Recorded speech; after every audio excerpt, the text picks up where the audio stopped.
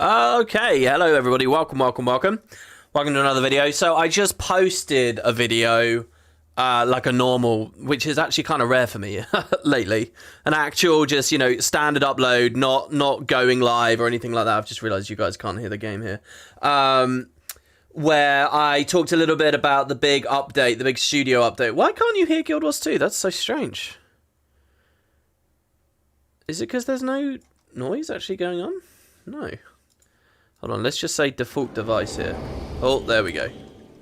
Now we can hear it. Yeah, so basically, today's a big day. Let's get a timestamp here for anyone watching this in the future. This is Monday the 13th, start of a new work week. And it's a big day because ArenaNet have just announced the future of Guild Wars in terms of like how they're going to handle expansions and living world updates, that kind of thing. I mean, really massive announcement. And so I did a little video about it. I wanted to do this as well, where we can have a bit more of a casual chat back and forth. So this is really one for you guys in the live chat here. We can just see what we think about this post, sort of on a more casual basis and a more chit-chatty sort of basis. So if you guys have any questions or thoughts, just throw them at me and then I'll bounce back off of you. But to go through the basics, they've killed the idea of living world, which I love. I think this is a really good thing. I've never liked the... Well, okay, once upon a time I really liked the idea of living world. But, in other MMOs, they'll release something like Heart of Thorns. And then there'll just be some patches after Heart of Thorns. And then that's it. You don't need to name the patches. You don't need to brand it as the next episode or whatever. And you don't need to do any like weird fancy, bundling and selling of it where people have to log in immediately. There's fear of missing out and all that kind of stuff. Otherwise, you have to pay gems. You don't have to do all that stuff. In other games, in the video I just put up, I used Final Fantasy XIV Shadowbringers as an example. When you go online and you hear people talking about that game and that expansion Shadowbringers, and they're all gushing over it and they're talking about how amazing it is, they're not just talking about the expansion itself. They're talking about all the patches that came after it. And to them, that's just all one. That's all the same thing. It's all Shadowbringers. It's the expansion and the patches later. Why would it be a separate thing? But that's not true in Guild Wars. Guild Wars, right? If you look at Path of Fire, which was a pretty good story, pretty decent, but you look at season 4 after it. Season 4 is amazing. Like, everything about the destruction of Kralkatorrik in the last 2 patches is fantastic. But people don't credit it Path of Fire for that, because it's sold separately, it's branded separately. We're encouraged to think of it as a totally different thing. In fact, we're encouraged to think of every little patch as a totally separate thing. So when each patch isn't that long or whatever, it ends up feeling really underwhelming. There's something psychologically happening with Guild Wars and the way that they've bundled and talked about their releases for 10 years that's just been really stupid. And I think it's an unfortunate consequence of ArenaNet's tendency to over-engineer their ideas. So if they just killed the idea of a season, then we would just think of this all together. You would just think of everything about POF as, the Kralkatorrik fight included. Look at even a character like Joko, right? Joko, who kind of dies really quickly, because in our minds, Joko dies very fast because we think, well, he was only in it a bit in Daybreak, he was only a bit more in bug in the system, and then that's it, he's out in Long Live the Lich. If these things were just kind of packaged more fluidly and just like together, I think people might like even a character like Joko a little bit more. I'm not saying that Joko we got enough, because we didn't. But when you think about him as bundled as a part of all the other releases, and particularly POF, where there's a lot of Joko's influence, I don't know, I think there's a way we criticize and consume this game that it's just a massive downer with the way that they talk about it. If I run an MMO website like where I'm trying to cover MMO news and I'm trying to write articles that will generate clicks. If I try to cover Guild Wars 2 and I say, oh, Living World episode blah blah blah, that's so... people don't click that. People outside of the game don't really understand what Living World means. They don't really get what to compare it to. And I mentioned this in the video as well, you've got a lot of people who played like early Living World Season 1, decided it was trash, or they stuck it out through Season 1 and then they tried Season 2, and people forget this, but as high quality as the season 2 episodes are, there was still a really bad reputation for Living World. Basically, the idea of Living World got a very negative connotations and a very negative, like, I don't know really how to phrase it. People had very, very knee-jerk, like, kick away from whenever they hear the phrase Living World, that basically built up over season 1 and 2, where people, even though these were good patches, they would log in and they would get insanely annoyed that there was only like 2 hours of gameplay for them. And a lot of this is unfair, not real criticism, you know.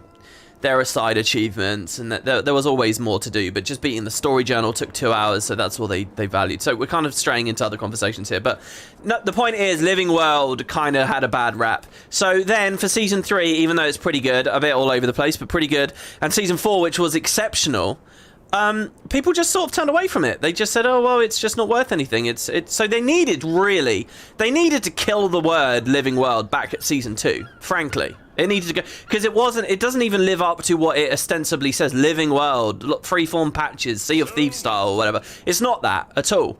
So they really should have moved away, but they had the whole gem bundling sales thing.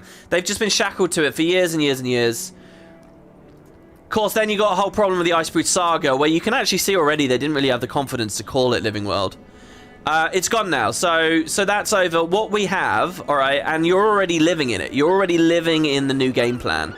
What we have... Oh, do you know what I should do? I should do this in old LA, because why not? Just a slightly different setting or a different sort of background for us here. By the way, I will do some fishing.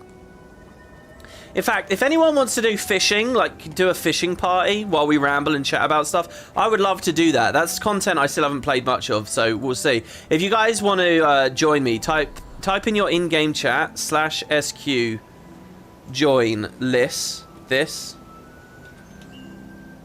If you guys just type that, here, I'll keep it up here on the top left of my screen. If you guys type that in game and you're on EU, we'll see if we can get a group together for fishing. Oh god, what was I talking about? I've totally forgotten where we were. Oh yeah, you're already living in it. So there is no Living World Season 6. I mean, what would they have even called it? Was this Season 5? What would they have even called it?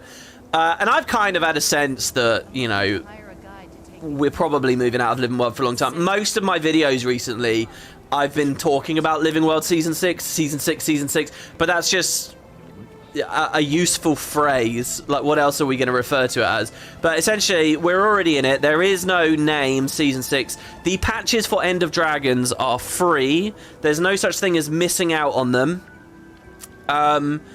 You bought the expansion, therefore you have the patches. And it sounds like...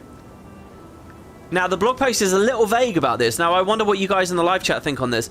It sounds like there's going to be 4 patches that we get to play post End of Dragons. The first 2 are, it sounds like, set in the Jade Sea. There's a new map that's coming, and they're going to expand the map patch by patch. The second 2, Christ knows where they are or what they'll be about, but they're setting up the next expansion. That's what it sounds like. And so actually, again, you know, if you followed me closely last year when I was playing all that Final Fantasy, you'll know that that's what they do over there. They have an expansion, then they have like 2 patches where they close down that expansion story, and then they have a few patches. I think they actually have 3. They have 3 instead of 2, and they usually split the 5th one in half as well. But whatever, they then spend the next 3 building up the next story.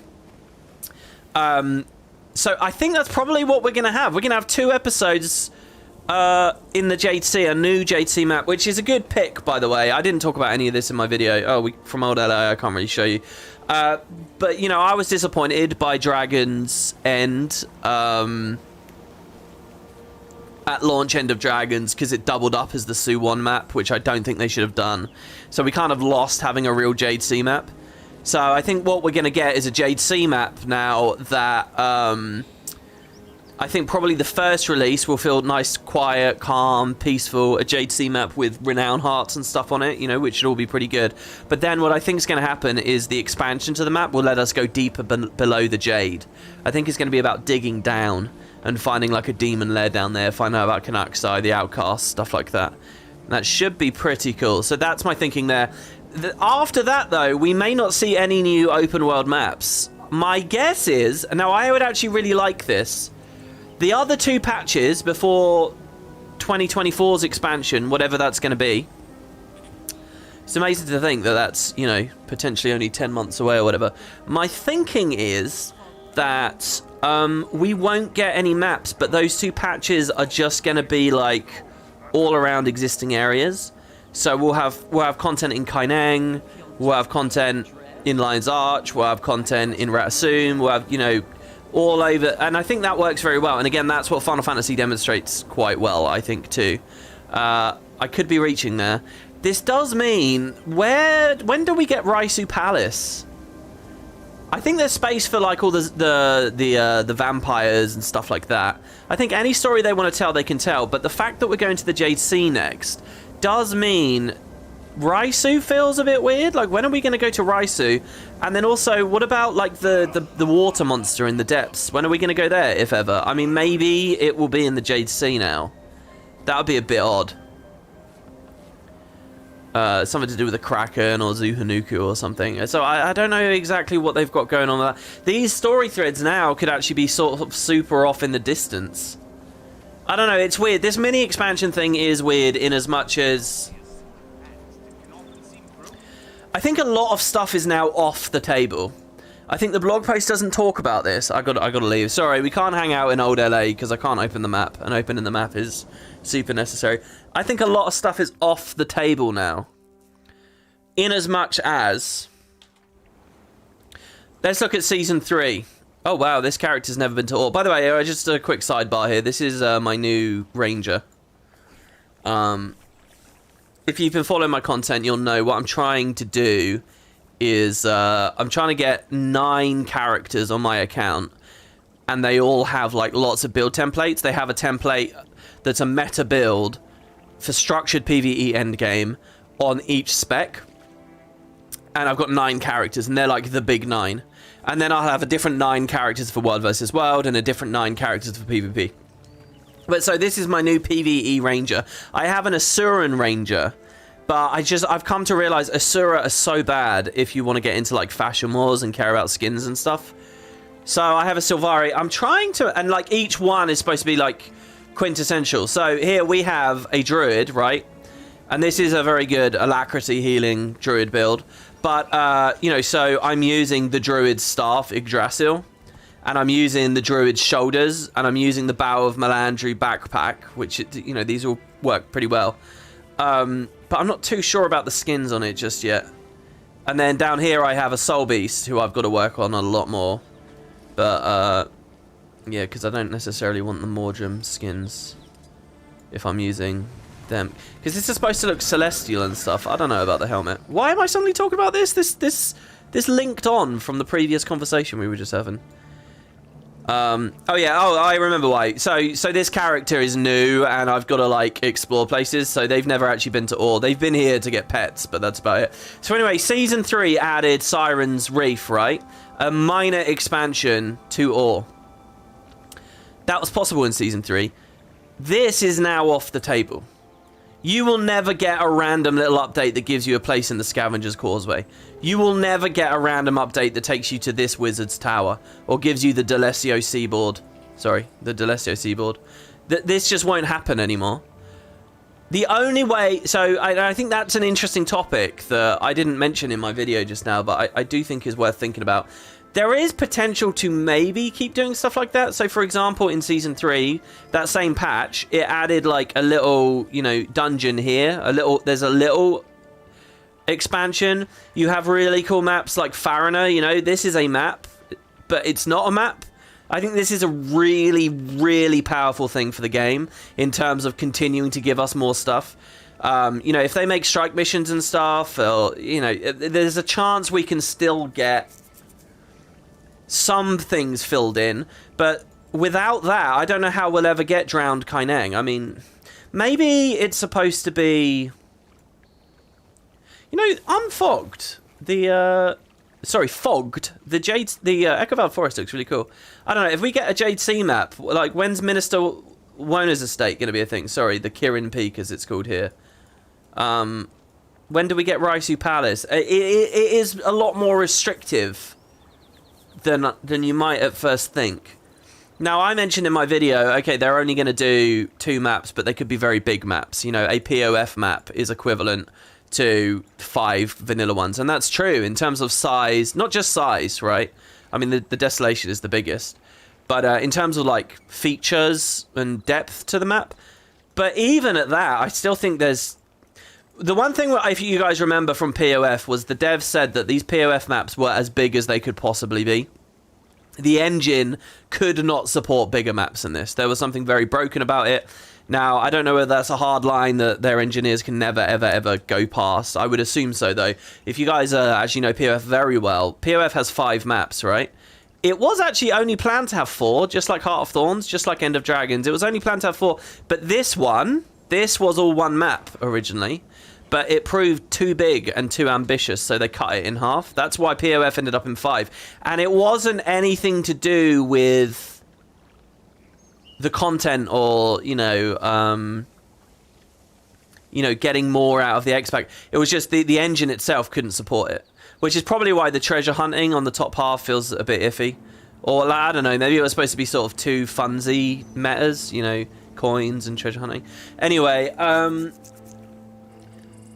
so let's say in this new era of Guild Wars 2 that we've got massive maps, desolation-sized maps.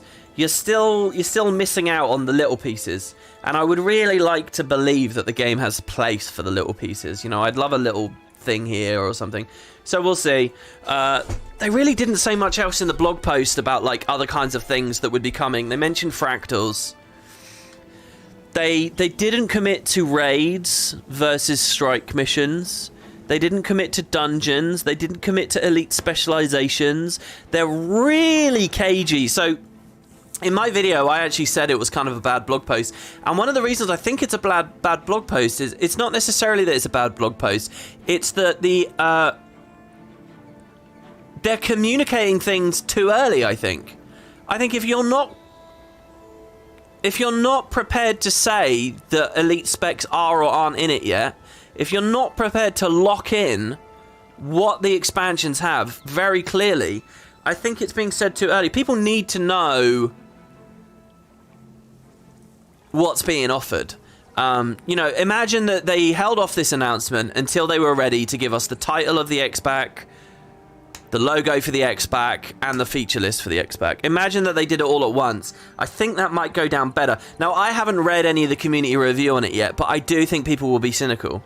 And I do think it's easy to think, this is weird. Mini X-Packs? What I want is to feel big and excited and broad about Guild Wars, and now I'm being told that I have to pay more regularly for mini content. That's what you're telling me. And I think it's very easy to fall into like that doomer mindset there. And I don't totally blame people for falling into it. So it would have been nicer if they had more concrete ideas of exactly what's coming from this, So yeah, those are some of my initial thoughts. Just to sort of canvass the idea and while we get some chat going. Now, what are people saying here in chat? Fishing? Yeah, okay, so the fishing thing, I just want to do this as background. This is the one thing in End of Dragons I still haven't really touched. I can do it anywhere, I really don't mind. I need to just fish in certain places, so if someone wants to pick a map or whatever, where do you guys want to fish? I don't know whether I'll do it on the Packed Flower. I'll probably play it on a different character. So yeah, okay, I'm looking over at the chat here now, guys. So listen, if anyone's got any questions for me, just springboards for more conversation, let me have it. And in fact, what I can do is probably just post, show you guys some screenshots from the blog post. Oh, and that's another thing. Let's talk a bit about timing as well. I think that the post is very evasive. On the actual timing, you can see that they're lacking in confidence with what they can do. And they're probably right to lack in confidence, frankly. But here we go. So what it means for you, future expansions will be the backbone of this new approach. I really like that phrase. Rather than launching an expansion every... So here they say 2 to 4 years. They've never done that, have they? Oh, wait, maybe they did. Hold on. Heart of Thorns is 2015. POF was 17. They did get 2 years, didn't they? Or was it 18? Was POF 2018? Anyway, that era for the game was amazing, but it was clearly a flash in the pan. And they clearly... Okay, so the other conversation here that I never mentioned in my other video, and I kind of regret not mentioning the other video. The other thing is, obviously, everything they're talking about here is being juggled with other projects, other games, other ideas, you know, Unreal Engine 5 and all this kind of shit. That's kind of... Which obviously they're not going to talk about on any level. But when you look back at the POF... When you look at the Season 3 into POF era...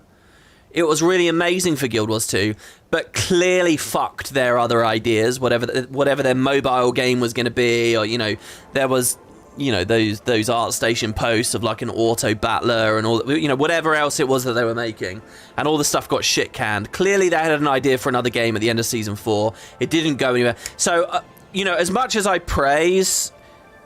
Okay, let me be very clear. The argument here is, why are we doing all of this? Can't we just go back to HOT, Season 3, POF? That was brilliant. Can't we just go back to that? That's the big ticket question. That's what anyone should ask. Can't we just go back to what clearly worked with HOT, Season 3, POF? That was brilliant. Why don't we just go back to that? That's the question. The answer is, clearly they're trying to juggle this with other totally new games. Obviously that's important. Well, actually, there's a whole discussion you can have about that as well, but let's just say that that's important. And my theory about all of this is the reason Guild Wars did so well during that period was because all their other stuff they couldn't figure out. And then, when Season 4 came to a conclusion, they were just left with nothing. I really think that's what it was. I think probably they had some mobile game stuff, and then the Diablo Immortal announcement went badly, and blah, blah, blah, blah, blah. So, maybe not all of that applies to the current era of game dev for them, but... The point here is they're probably doing all of this, these mini X-Packs and stuff, alongside whatever else it is that they're building. And so that's why we have this whole new idea. Anyway, 2 to 4 years, we'll be releasing smaller expansions more frequently. So I have a question for you guys in the live chat, just very seriously now. What do you guys think about an expansion that is 2 maps? There's a way you can look at that. There's a way you can frame that. That sounds awful. I mean, I think it's disingenuous to ignore that fact. You know, when you look at, like, Season 4, for free, we were getting Istan, and a couple of months later we got Corner, and a couple of months later you know, and I'm cherry picking the best here, the best era. You know, one of my all-time favorite, I haven't done a tier list of it, but the best map of all time for Guild Wars 2, Jahai Bluffs. You know, and these were coming in back to back for free, 6 maps, 6 over the course of a year and a half. You're now being sold, okay, you are going to pay for 2 maps. And then over the whole next year, we're just going to put 1 in, because that's the other thing they say, that they're only going to do 1. By the way, sorry, I was mousing around on the map there. You know what I was doing. I was mousing around the map. So I don't know. I think that there is cause for cynicism there. I would temper it, because again, I do think number of maps isn't as important as how well utilized they are or how dense they are.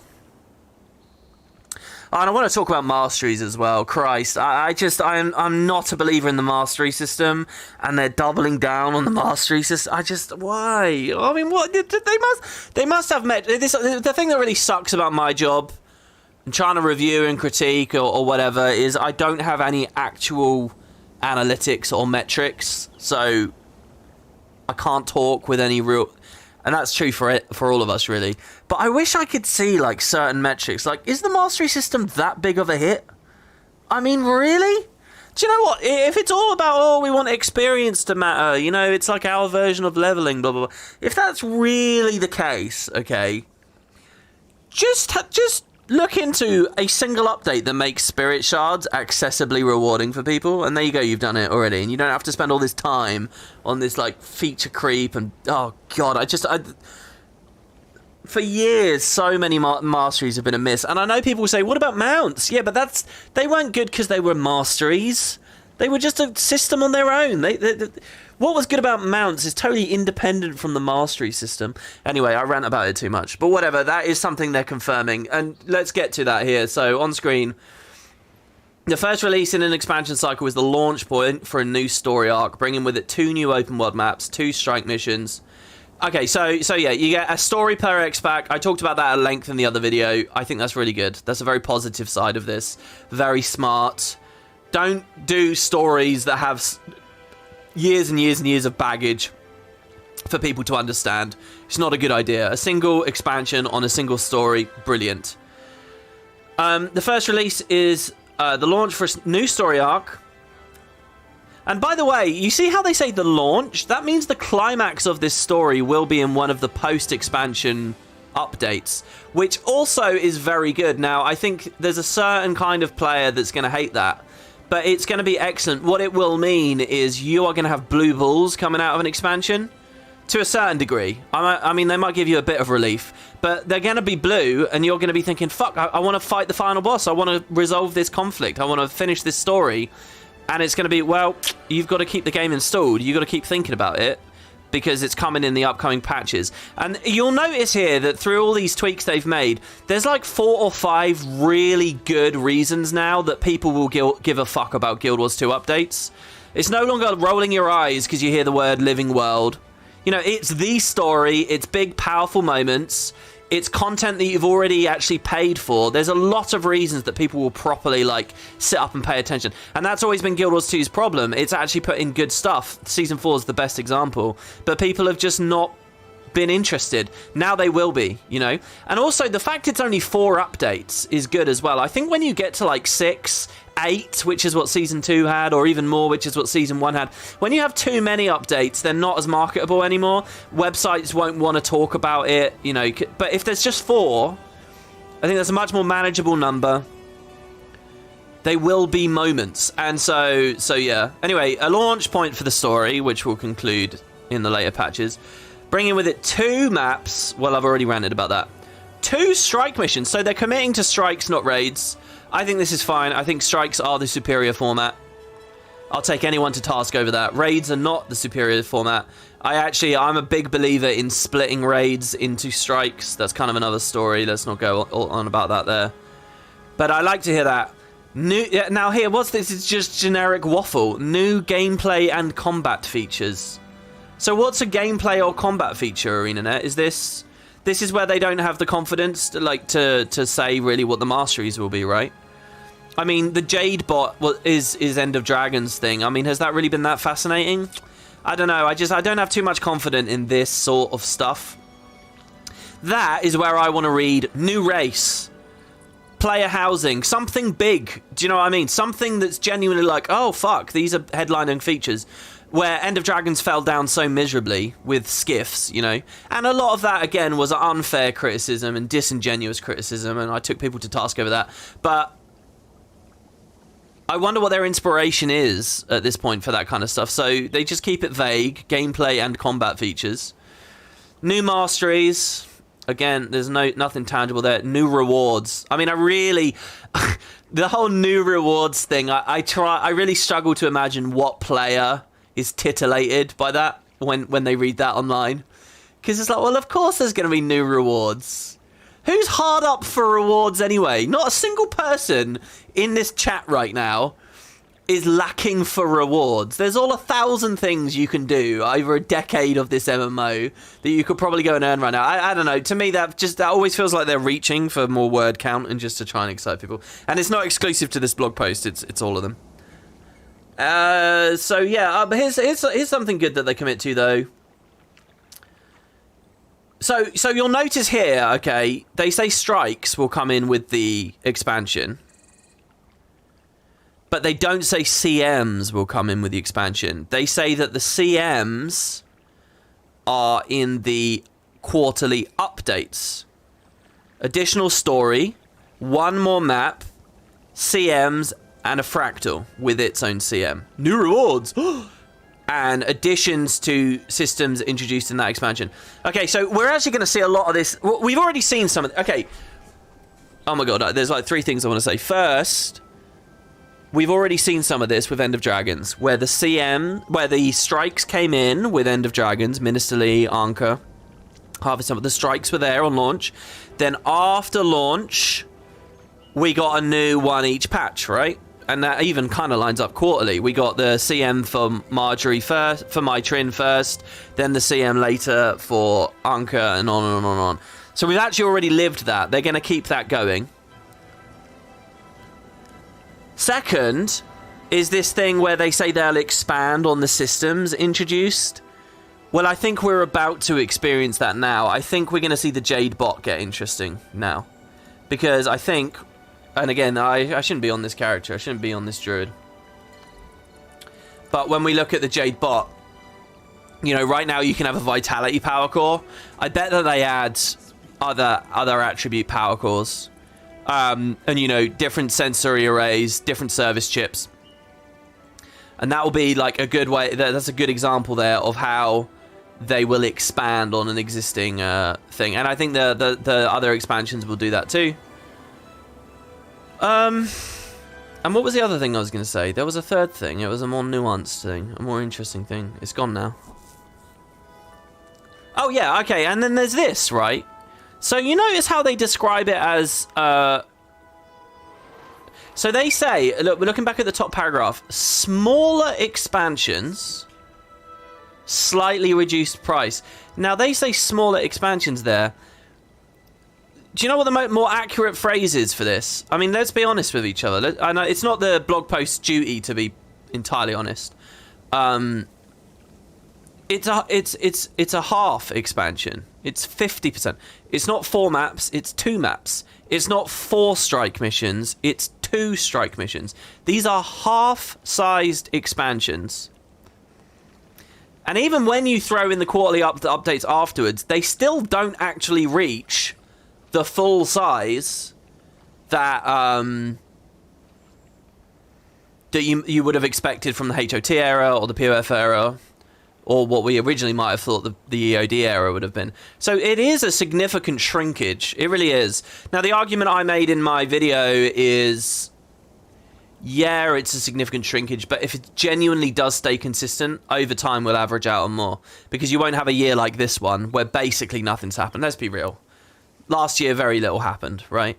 And leading into End of Dragons, very little happened, right? Everything around the Icebridge Saga was just chaotic. I mean, people don't really... It's funny, for all the miserable whining that was going on in the community about it, I don't often hear people talk about champions anymore, but you know, champions spanned a huge amount of the year before EOD came out. So, you know, we will average out to more, and I think that's a tricky thing to sort of sell to people. That's what the blog post needed to do.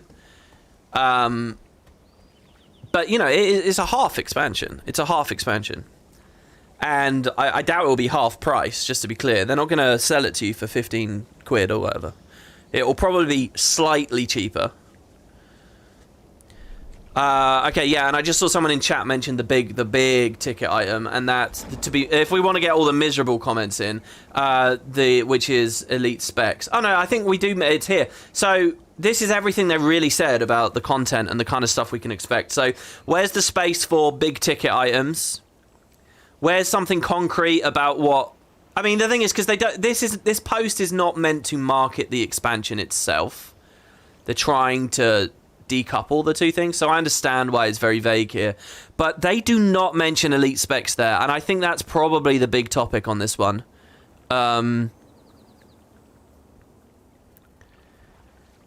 It doesn't sound like they're going to do elite specs. And if you think about the regularity at which they are intending to get these releases out, I can kind of see why. Because it's definitely too much. So, what do I have to say about this? Okay, where do people want to fish? Let's swap to another character here real quick. The elite spec combo is a big one.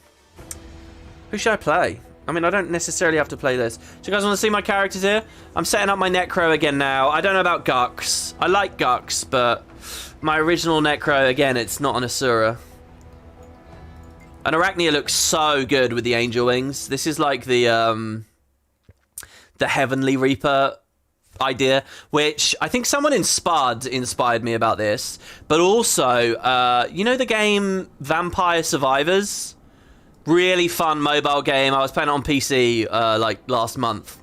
They have all these Grim Reaper variants in it, and there's like a White Reaper in it, and it really inspired me with this again. I was like, I gotta do this. So anyway, I'm thinking of setting her up. Do I want to fish on her though? Also, I'm trying to get my wheelbender to look good. God, there's so much I want to talk about this game at the moment. I can, I really want to, like, wheelbender again, power wheelbender back in the mix is like one of the things I really want from the balance. Thing is, I want it to look like a char. But I want it to look like blades and stuff. I don't know. I don't know what I'm doing. This is really hard to get looking right. Char are hard for me to get pumped about for fashion as well. At the moment. The other stuff I think I've been talking about a ton recently. Oh, did I talk about my Spectre though? My Spectre looks so good. I think I'll just fish on Liss actually. Because I don't spend too much time on her. There's just not any builds I really love, but look at my Spectre, so good. Basically, I was looking for a good alacrity damage build, because they're kind of a bit awkward at the moment. To be honest, I'd rather play Mirage for that, which is what I have been doing in Fractals. Right, let's go on this.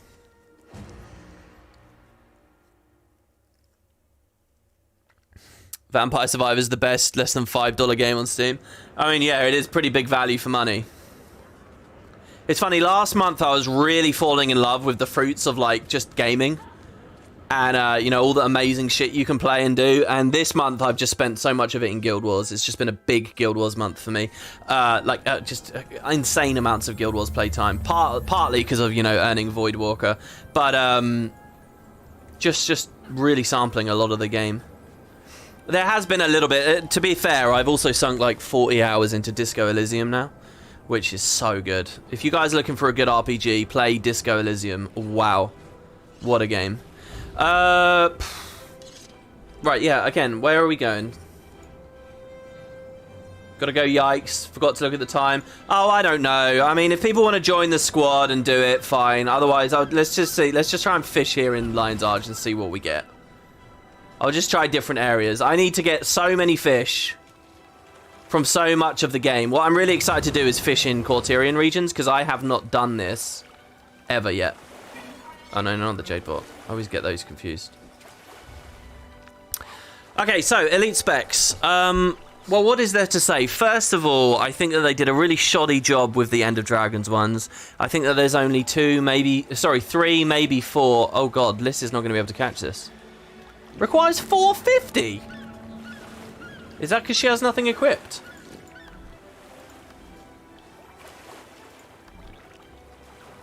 She has a wooden fishing lure. And no bait. Well, hold on then. Hold on. Let's not fish on Liss. Let's fish on someone who I played End of Dragons on. Gux would be a good example. Gux has probably got some stuff. He's in Lion's Arch. I mean, fine. So, I think they're a bit pushed. I think in terms of, like, the way that Guild Wars 2's combat is landed now, in terms of, like, boon distribution and stuff like that, they're like, okay, healing is a role, alacrity is a role, quickness, DPS.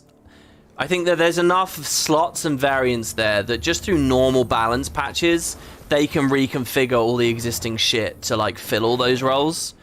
I think for some classes, there's definite gaps still that an elite spec would be really good for. Like, I've got a friend that plays a lot of Mesmer. And he's been saying a lot recently, he wants at least one more elite spec, like a bard or something, so that he can heal really comfortably on Mesmer, like a, you know, a healing oriented, because that's like one last facet for him. And I think they could accomplish that through just general balance. You know, they could shift the inspiration line into a fat healing line if they really wanted. But doing it as elite spec would definitely be interesting. I think probably in terms of like themes and stuff, we're nearly at the end of the road for good themes. Unless they do what I proposed last year. So I do think that there's space for like shit tons of new elite specs, all with really powerful themes. I did a whole video on this concept. And that's, if you guys missed it, it's basically the idea that you take a core line. There you go, our first Crichton fish, a Swamp Blight Lamprey. You take a core line and you just double it up. So for example, Necromancer has Soul Reaper, and what did they do in Heart of Thorns? They added Reaper. And it's an elite spec with a very clear identity and a really, really strong, amazing playstyle to it. It's an existing idea, so, you know, they can do that all over the game. They can have, like, for Elementalist, a Pyromancer, right? Which is basically just doing fire magic again, but a really intense fire magic, you know? Or, anyway, you could have a Zealot on the Guardian. And I did a video where I showed just how easy it is to have really fun themes, exciting themes, themes I would love to have played in an expansion. This is intense. This is really hard. So I think in that respect, in terms of themes, there's a lot of space for elite specs to keep going. I think in terms of the gameplay, maybe there's only enough for like one X-Pack or something. I don't know. It's just, it's too fast, isn't it?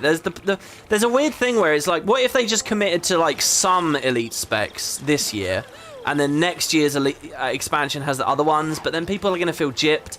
Another thing that I've always really liked the idea of in Guild Wars that they've never done is I don't know why there has to be 9 elite specs coming in all at once. Like, let me give you a little story here. At the end of Heart of Thorns, PvP balance was actually pretty okay. It was alright by the very end of Heart of Thorns. It took them years to get there. And they found a nice sweet spot. It felt pretty good. There were obviously any number of improvements that could have continued to be made. But it felt okay. And then boom, POF came out. 9 new elite specializations came out. All to varying degrees, totally overpowered. And so, the balance is gone. And then they worked all the way through POF, and then End of Dragons came out. And you've got this idea here where they just completely throw everything away by doing 9 elite specs at once, and that sucks. And I've always sort of made the case, well, they don't have to do that. What they can do instead... Is that us having found a fish? This sucks, because I think the exclamation mark I can't really see, because it's under my commander tag. Can't I hide the tag? That's not necessarily how they have to do it. They could do 1 spec at a time. Now, if you do 1 spec at a time, you don't throw off balance, right? So, you've got your perfect Heart of Thorns balance. Then, just this patch, you add the Spellbreaker. And you see how Spellbreaker is out of touch with everything else. You bring the Spellbreaker in line, and then you add the Scourge. And you see how Scourge is out of touch, and then you bring it in line. And then you add the Weaver, and then you bring it in line. And so on. And now you can actually have your cake and eat it too. And I also think, by the way, that an elite spec per Living World patch, we wouldn't call them Living World patches anymore. We would just call them updates. But an elite spec in an update, now that's a really good incentive to like keep the game installed and look at those patches and take them seriously. And yeah, there's going to be this thing where sometimes it's not your class, or most of the time it's not your one class that you're interested in. But that might be a good thing. That might encourage people to multi-class a little bit more. And frankly, in this game, if you're not multi-classing, you're kind of missing out, you know. The idea that there are these purist Guild Wars 2 players that only play one profession and that's it, and then everything else can go fuck itself, I don't really buy into. So, I guess what I'm trying to say, the long and short of this is, they didn't mention elite specs in that post, and ostensibly it's because it would be too fast, too many, and they're probably cutting it. But I actually think that even under the new roadmap, they should still do elite specs. I just think it should be 1 spec each quarter or X-Pack. Maybe you can do 2 at once for an X-Pack if you want. You know, and don't think of it like in terms of generations or whatever. It's just something that keeps coming into Guild Wars 2. It's just, okay, this episode, or, you know, they might not even use the phrase episode now, by the way. Wow, this is a slippery fish. Beautiful. What is that? That's a sailfin molly. I really do still believe in that vision of just each quarter there's an elite spec there. And sorry, you only play Ellie, Necro, and Mesmer because you're a light armor, and this time it happened to be the engineer. Well, you know, whatever. I don't think that that's enough of a downer to just kill elite specs altogether. I think it's much healthier to do them 1 at a time. I think it allows, you know, everyone to focus on exactly what the theme and the mechanics and stuff should be. It would be great, wouldn't it? So, I don't know. I still believe in a Guild Wars 2 with elite specs. I kind of get it if they're killing them. Now, there is another discussion. If they are killing elite specs, what might they replace them with? Because killing elite specs doesn't necessarily mean killing all new skills and all new... Oh, yeah, you can take me around if you like. It doesn't necessarily mean... that you'll never get a new trait or you'll never get a new ability. I don't know what that looks like. I mean, I have some ideas. I think you could add a racial specialization. No, I've always felt that, but that would just be for the racial skills that are already in the game. But if they did that, then adding new races now has a little bit more value, because you know the common argument is, oh, why add new races? It doesn't affect gameplay. It does. It just doesn't affect combat. That's a short-sighted response straight away. But you know, you could make it affect combat if you did a racial specialization. Is that me or is that him? That's him. Shit. Seriously, I'm gonna tag down. I'm just gonna invite this guy. Or join his squad, that's fine. Now I can see above my head and I'll see the exclamation mark a bit easier. So, I guess what concerns me here is there's a lot to talk about with elite specs, and I can kind of just wrap a few facets. I'm never going to catch this. This is so fast. I can pretty quickly think of a lot of different arguments and pros and cons for how to do elite specs. You would think ArenaNet have already had these conversations and they're settled on what they're doing. And in that case, I really think this blog post should have said, I don't know, I feel like they've cut them. I feel like they've cut them. The idea that they've left the door slightly open, or maybe if this is really bad press, maybe we'll bring him back. If that's what they're thinking, I think that's the wrong move. I think the fist needs to be on the table right now, and they need to say, no, this is what we're doing, and we got it.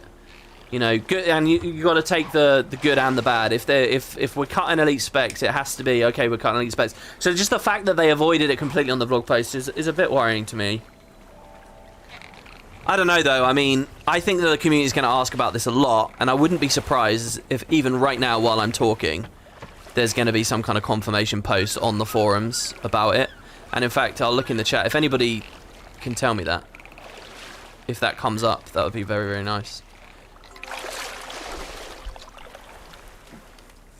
But as you say, elite specialization is not the only way to update professions. That's true, but I mean, what really fun concepts have you got in mind for the other ways? What other concepts have you got? It's just too much to balance. See, I don't think it... I think the biggest problem, okay, is oh God, this goes into so many different things. Pretty quickly, you'd be at a point where every profession has... I mean, let's imagine that this is all perfectly lined up, right? You can pretty quickly be at a point where you have a power DPS elite spec, a Condi DPS elite spec, a healing elite spec, an alacrity support elite spec, and a quickness elite spec. Okay, those five, those are the kind of the five things that you might expect elite specs to have ownership of, and you could say there's one profession that can specialize in all these ways. So that's 5. Okay, we currently have 3, so that's 5. So that's 2 expansions away, ostensibly. I mean, I don't actually believe that. If you did 1 at a time, I think you could go a lot further than that. But after you hit that 5, what do? You do kind of run out of road at that point, unless you really start messing with the game and you make vulnerability a facet and you make prot a facet. And now we're talking about composition, and we're talking about a lot of stuff that is very, very, very tricky to go over, especially if they're thinking of doing a matchmaker one day and stuff like that. So I don't know. I do think they would run out of road, but they just need to commit to slower elite specs. That's really what I think. I think it should just be 1 per quarterly or expansion release. Oh, speaking of big features as well, I still think this idea of, like, I mean, some people argue for totally new professions, which I'm not sure I fully believe in. But I mean, what space would there be for stuff like that? I mean, that certainly looks good, at least to outsiders and noobs. Oh yeah, okay. And another thing about this blog post that I'm not really sold by, I mentioned it very, very briefly in my my video about it. But you know, they've got that stuff in there about how, like, oh, the new plan will allow us to go back and update old stuff better.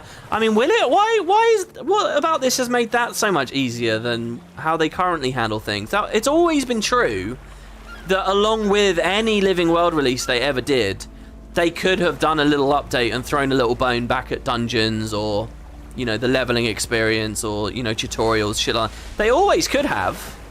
I don't see how this new scheme has affected any of that, you know?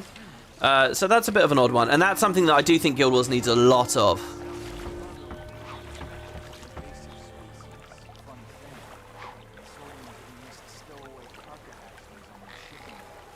Particularly around the Steam release, I think it needed a lot of it. Obviously, I wasn't playing the game and covering the game over that window, but I think I would have been very grumpy about the way that things went if I had been. I'll say that.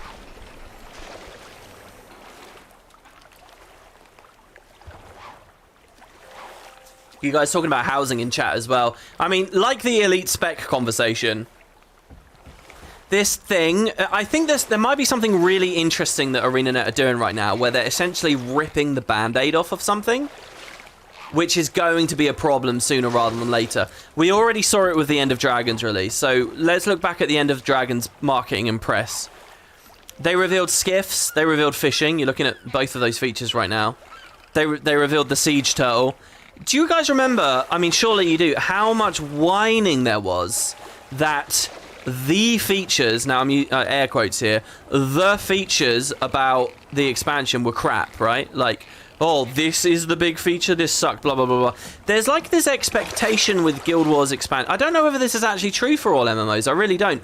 But there's kind of this expectation with Guild Wars expansions right now, where they have to have the big ticket item, you know? And it's because, partly because of the way that the game's been developed already. We had the gliding and the mastery system. We actually had a shit ton of stuff with HOT, guild halls, and all of that stuff. Then POF did a ton of stuff with mounts. So when EOD came around, you had all these people with these expectations of the big feature. And I do think it's a bit unfair to have that expectation at a certain point with this game. They're not going to be able to give you big features anymore. You guys are talking about housing right now, right? Let's say they put that in, okay? I talk about Tengu, right? Let's say they get Tengu in.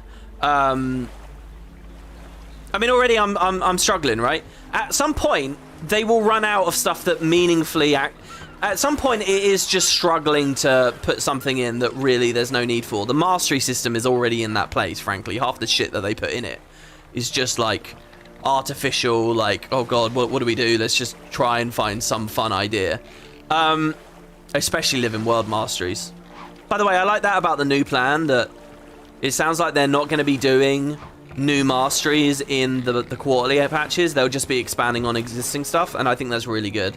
Because then all they have to do is hone in on one like key, really good idea for a mastery, and then they can just keep expanding it.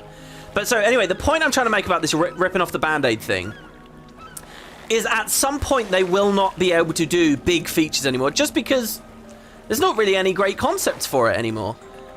So what they might be doing already is identifying that that's coming up and saying, well, fuck it, let's just have a process, let's just have a development process and format that means we don't even worry about this shit anymore. The community currently has this expectation we do big features with the X-Backs.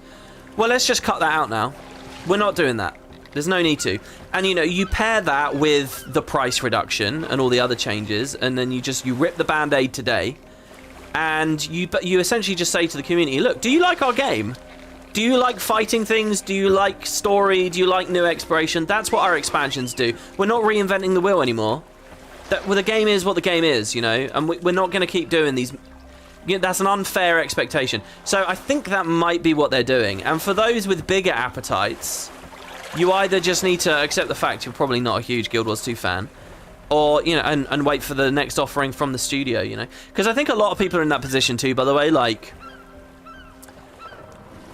I think that ArenaNet, I think they have a lot of misses from their designers and from, you know, there's a lot of stuff that I'm like, that is bad design, or that's short-sighted, that's over-engineered. They have constant issues with that. You might not actually rate the game that highly, and some of the decisions they make that highly, but the business and like the company like itself, the idea of like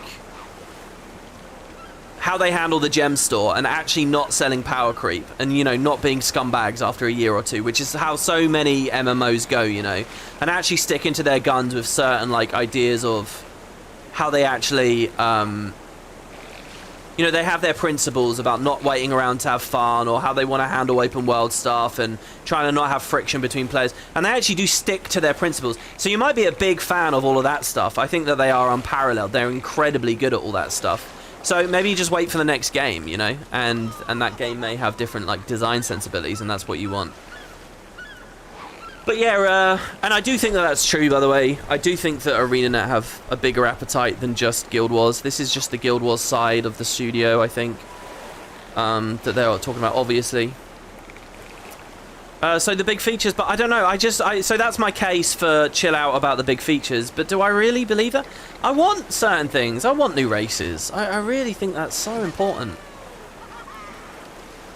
Player housing I couldn't care much about, but do you know what I think the game desperately does need? Oh, I don't know. I mean, it's just this thing of like, I think there are a lot of core systems that desperately need a lot of help. Like, well, they fished those up real fast. Like, I think guild halls desperately need a lot of work, and guild missions, and I don't know. Like I said, I've got this video that I keep going back and forth on of like top 10 things I want to see come into the game in terms of like core systems and updates. And I keep getting anxiety and just not wanting to do it. But on that, I talk about guild missions and stuff. Alright, okay, I think I've rambled enough. In fact, I've rambled way too much. This is pretty shit, to be honest. So let's, the focus is on you guys now. I'm looking at chat. Alright, what do you guys want to say? Anything you want under my attention? On like a duty finder and stuff? Yeah, well, I mean, that's another thing. On my video of like changes I want to see with the game, I've got this thing about like splitting raids into strikes and splitting dungeons into fractals. And one of the reasons I really like that idea is because I do think we need a matchmaker. Well, not need, I mean, I don't know. A matchmaker, a daily currency that you get from using it daily. I mean, these are just so well implemented in other games. I would love Guild Wars to have. Sab World 3 is actually not on my list. I didn't write that there because to me that's not like if you're only picking 10 things, you have to be really careful. Like, what is the biggest bang for buck?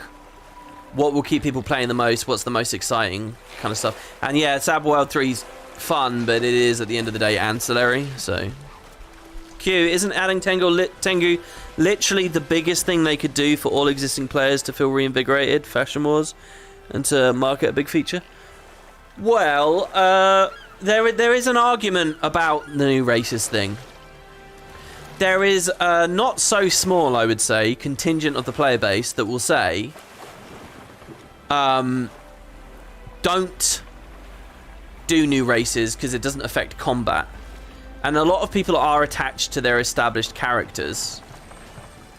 So if you don't add a new profession at the same time,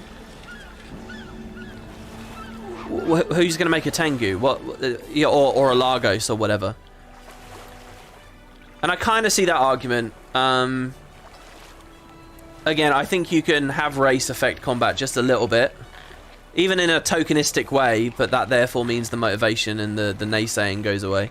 But you can also you gotta identify that there is more to the game than standing in a strike lobby. Do you know what I mean? Or a raid lobby. There is more to the game than that. And I think there would be a lot of satisfaction. The big thing for me with new races, I mean, I've said this 1,000 times. I'm sorry to keep boring people, but I do think a lot about new players and like growing the scene. You know, if Guild Wars doesn't pay attention to growing the scene and getting children in, basically, you know, and new people, this game's community is just going to be a bunch of fucking jaded, whining 30 and 40-year-olds. And, you know, that's not sustainable. You've got to constantly look at getting new people in. And I think new races are brilliant for that, because a new race with a new leveling area, you know, it will create that, it will generate that fresh MMO feel, and it will actually be very, very powerful incentive. Because currently, like, if you go to Joe Schmo and say, hey, do you want to play Guild Wars? They'll be like, I don't know, that game's like years old, I don't want to get into that, that's going to take forever, right? But if you go to Joe Schmo and say, well, look, they just added a new thing that you can level in a new area, blah, blah, blah, blah, blah, it's all high quality, then they will be well up for it. So that's kind of my big thing about the new races. That's why it's so powerful to me. Of course, for the veterans, there's tomes of knowledge and stuff, and they'll just skip, like we saw with the Revenant. I mean, Christ. Any chance to show off my collection of tomes of knowledge? I have thousands of levels. But I mean, that's not... When we're in the sphere of talking just about new players, that's not so relevant, is it? What are your thoughts on enabling leveling multiple classes on the same character, like on 14? I think that's a lot of work for something that I don't really think matters that much in Guild Wars. I appreciate it would be nice to not have to redo the story or the map exploration or whatever, but I'm always kind of leery at features that just mean you can play the game less now. I don't like that. Whenever that's... And this is something I think that ArenaNet fumbles with all the time, and is one of the things where I'm not actually quite the game's demo. But, you know, they really prioritize all these QOL things that essentially mean, oh, people aren't logging in anymore because they've already got all the shit or whatever. I think, I don't like stuff like that, and that's kind of what that is. I think it's a bit late in the day. If ArenaNet made another MMO, maybe they'd really like that. But for me personally, I don't think it's necessary for Guild Wars 2. And specifically where that would fit in with all their new stuff they're thinking about now, I don't think it would it, really, so... This is interesting. Sometimes it feels like the fish loses energy. I quite like that. Thoughts on map queue? You have a feeling it will damage the metas, just players waiting on the first map rather than playing? Well, that's an interesting thought. I hadn't really considered that. It's probably fear-mongering. I don't think that's a big deal. I don't think it's this as exciting as they seem to think it is. I mean, it's okay. It obviously sucks to play Join Wars 2. We all know that. Currently, though, you just spin up a new map, right? And you just decide, well, right, I'll just command the next one. Hey, we got a thing for world-class fisher. Collect 14 different fish from the waterways of the world. The charm of fishing is in pursuing something elusive, though attainable. It is a simple yet profound practice of hope. That's lovely. Yeah, I don't know. I don't really think that matters much. WP, do you think they could use the new expansion model to drastically revamp the achievement reward track you preach about? Well, that's the thing. It's kind of not in the scope of the blog post, so maybe we shouldn't extrapolate this, that, and the other thing from it. But they don't really seem to talk that much about how much space they have for core systems. I think it would be really good. I think it's very important. I think achievements are one of the most powerful drives to actually play the game. People always look at me and say, oh, you've got so much AP, you're an AP hunter or something. I'm not. I genuinely am not an AP hunter. I don't really care about AP. It's just that if you want to play Guild Wars 2, doing the achievements is content. You know, you're going to run out of content if you ignore all that shit. That's all it is. My drive is just more things to do. So, yeah, the more that they can get people interested in that stuff, the better. Right now, nobody wants to compete. They feel like they're forever behind, blah, blah, blah. I think there's a lot that can be done for AP. Also, the tracks are getting really boring now. You know, there's basically no rewards left once you get after, like, 30k. And people are reaching, like, 50 now. So, yeah, I'd like updates like that. I don't know whether this blog post is saying that that's impossible or anything. I think it's just... I don't know, it's just that thing where it's like, they can say in the blog post, oh, we've got more space to go back and do core systems and core updates. You can say that, but I don't see why this new format makes that any easier or harder than the previous 10 years.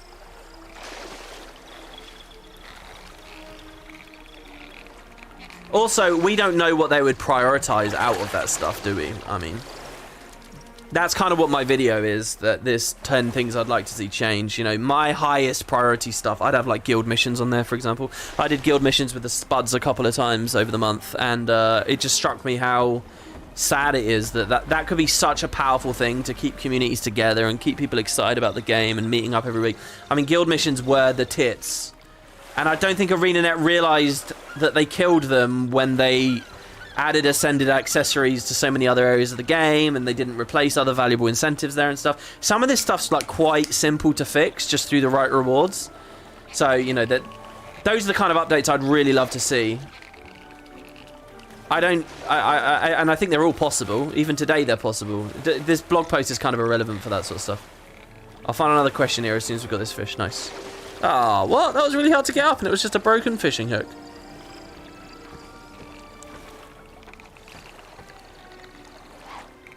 Yeah, by the way, if I miss a question, guys, just spam it again. Please do. The more that you guys type, the more conversation we have that's actually interesting, the better this video will be. So it's kind of... it's on you guys here. Housing could save guild missions if all the housing items are linked to guilds. I mean, yeah, well, look, what you're... Oh, we need some bait. Interesting. Where can I buy bait in Lion's Arch? I'm not actually sure where. What you're sort of stumbling through here is with any discussion of an improvement to like an MMO. You got to understand, like MMOs are incentive-driven products. People don't play it for the fun of it. They play it for the incentive to build their account or gain something or whatever. So there are actually two parts to anything. There's the thing that you want people to do, and you can talk about the design of that, i.e. the guild missions themselves. And then separate to that, there's always what incentive do you want to put to it. And yeah, you could put housing shit on guild missions if you want, but likewise, you could put housing stuff in a better daily system if you want. You know, the two don't necessarily have to be paired. And there's lots of good ideas for incentives. I think I talk about that in my video. I've got like... I would like to see mounts that you can earn in-game. I would like to see another generation of legendary armor. I'd like to see a golden and abyssal fractal backpack. Combat tonics are actually one of the best things, I think, in the game. If there was a combat tonic update, combat tonics are fucking awesome and would be really, really good incentive to do lots of stuff. But yeah, you know, that's kind of off topic, I think. No update for PvP for half a decade? Yeah, I mean, that's another thing. They do mention, like, ooh... did they mention PvP specifically in the post? I can't remember. But they do mention, you know, areas of the game that currently don't get many updates. Maybe we can start doing them. But there's nothing specific there, is there? What's that going to be? A PvP map per expansion? I mean, they didn't commit to that. There's a dock worker somewhere who sells bait, is there now? I know where one is in Eckerwald. We could just go back there, I suppose. Oh, here we go. Fishmonger. Wow. Oh, no, they sell fish themselves. Oh, yeah, and there's all these minis. I don't have these yet. I was grinding for Canuck coins as well, funnily enough. So I could buy some mackerel. That's 150 fishing power. That's really good. But the thing is, why would I want that?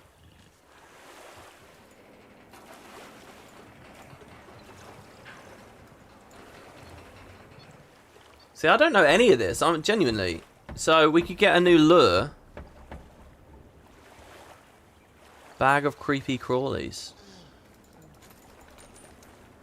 See, the thing is, I'm going to have to... Oh, well, look, we got loads of stuff here, actually. I should have just checked. Alright, let's do it that way. And let's get back to the party, wherever they've gone.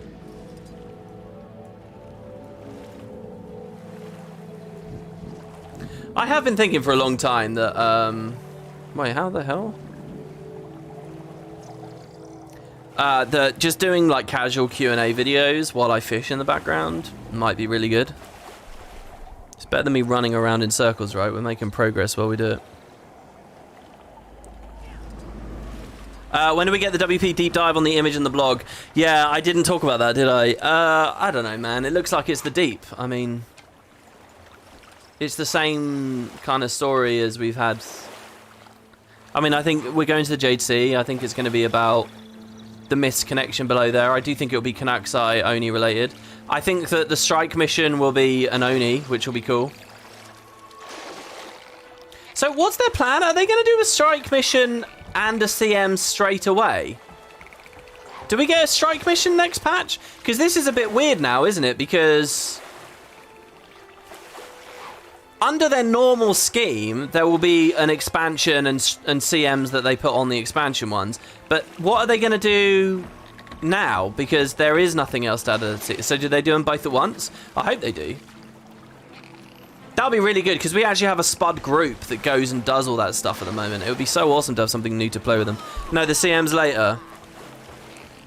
No, I mean the very next patch. I mean the patch in 2 weeks. I assume there'll be a CM. I assume there'll be a strike with it. It's got to be an Oni, right? There's got to be a big boss, an Oni boss. That'll be so good. Maybe I've got my hopes too high here. We have a new fractal though as well. Was it a fractal that's coming? I said this in the Spud Discord earlier, but my big thing with fractals right now is what I really think they need to do is add 8 new fractals. Core system update, 8 fractals.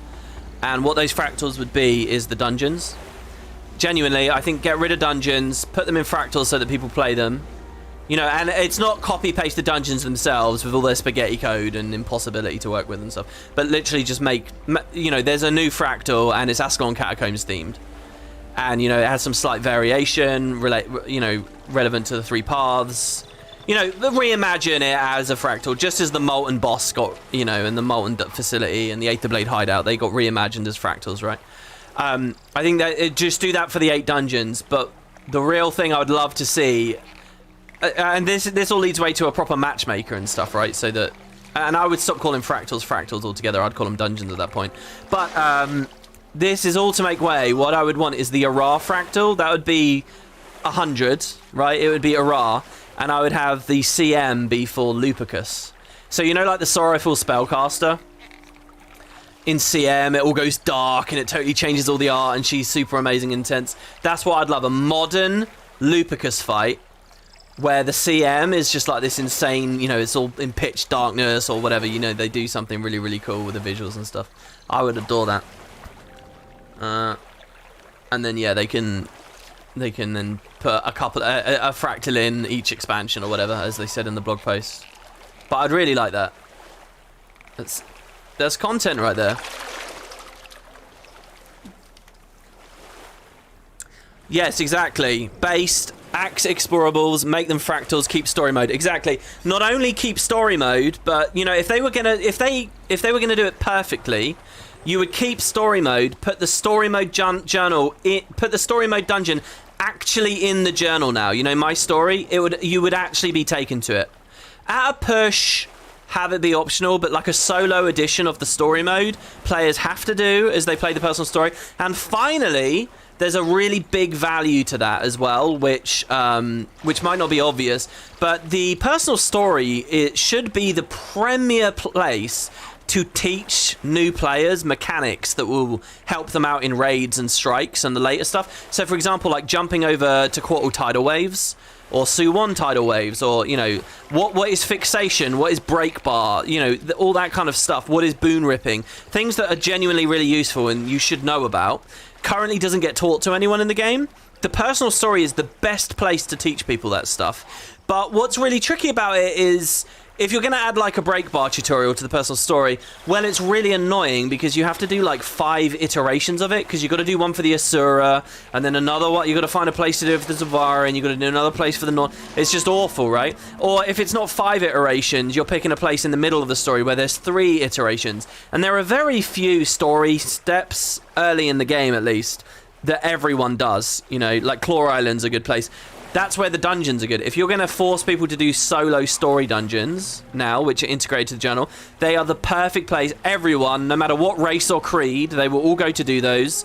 And so any tutorial you put in those instances, everyone will play and learn. So you can teach players about break bars there. You can slap a break bar on, King Adelburn, Ghost King Adelburn. You can slap a break bar on him and have him take 0 damage until the players learn how to break it. And in that way, you would have a whole new generation of Guild Wars 2 players who actually know how to play the game. And you've got 8 dungeons, so you can just assign a different thing that you're going to teach in each dungeon. You can have shockwaves in one dungeon, you can have break bars in another dungeon, you can do it each time. So, you know, these things I'm saying, these would be so valuable for the game, but I don't know, I mean, maybe it's just insanely unrealistic for them ever to do any of it. But that, what I just described there would be a change that would hit a lot of different issues with the game all at once, you know, in terms of filling out fractals and helping out LFG so that people only have the one place to look in, teaching new players stuff, using old assets. I don't know. I'm a big fan of that idea, but probably we're still getting new fish. I mean, you do end up fishing for a long time, right? Like a whole day-night cycle, at least. By the way, I don't know how the Crystal Desert farm works. Which apparently is worth a lot of money, isn't it? Probably a worn-out question, but do you think raids have any type of comeback to Guild Wars 2?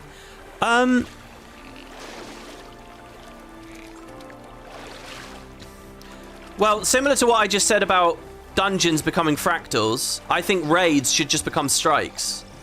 I think it's kind of arbitrary and annoying that if you want... Let's say I just want to fight Matthias today. Alright, I just want to fight Matthias. Well, I can't. I have to go through Slothazor and I have to go through Bandit. Now, right now, I don't know what incentive I'd have to just want to do Matthias, but it's kind of like a bit like... Or like, okay, think about like Wing 1. I don't want to do Spirit Wall, and I don't want to do the jumping puzzle. I don't want to do all that shit just to fight Gorseval, you know? When you look at Wing 7, I don't want to do the door opening. You know, it's annoying.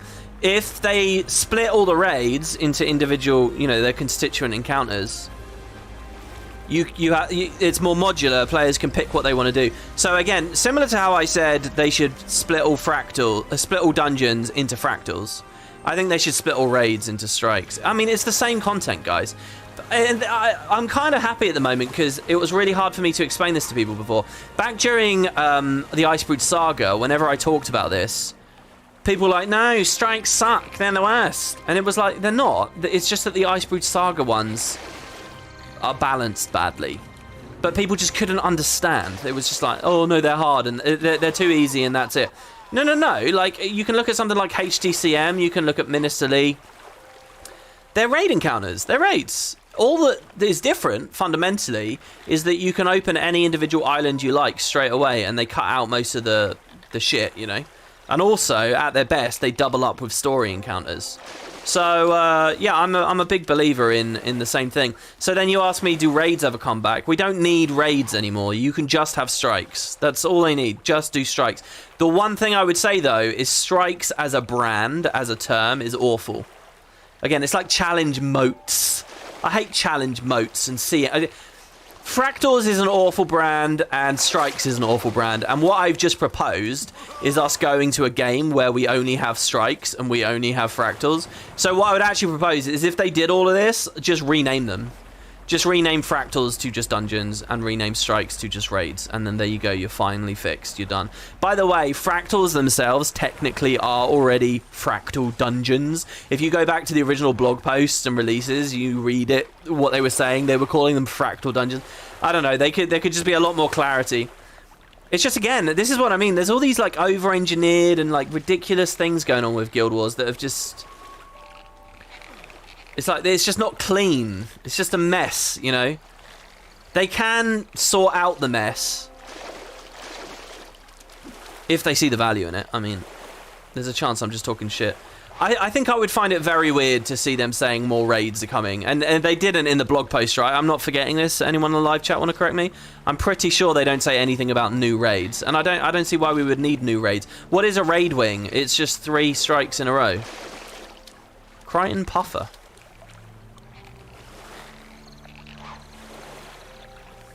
Hotter take, DRMs weren't bad, just repetitive. Yeah, I think DRMs are great as a format too. I would certainly advocate more DRMs. The only issue with DRMs is that they took place on pre-existing areas of the world. So, like, it's boring to run around a bit of Brisbane you've seen 1,000 times before. It's boring to run around a bit of Fireheart Rise you've seen before. Now, in another way, it's kind of cool because you're getting more value out of that area of the world, which you might not have seen for years. So I do kind of like it. But, no, imagine a DRM mixed with Farron of the First City. And I've been saying this for a long time. Imagine, you know, an area of the world, like the Latenda Bog. They're going to add the Latenda Bog. And it's basically just a DRM. It's like a little 5-man mission. I mean, that's cool. That's fine. That's worthy content. It is worthy content. There were a lot of issues with DRMs in as much as that's all that was going on. You know, Champions was a huge period of time. People were bored with the game.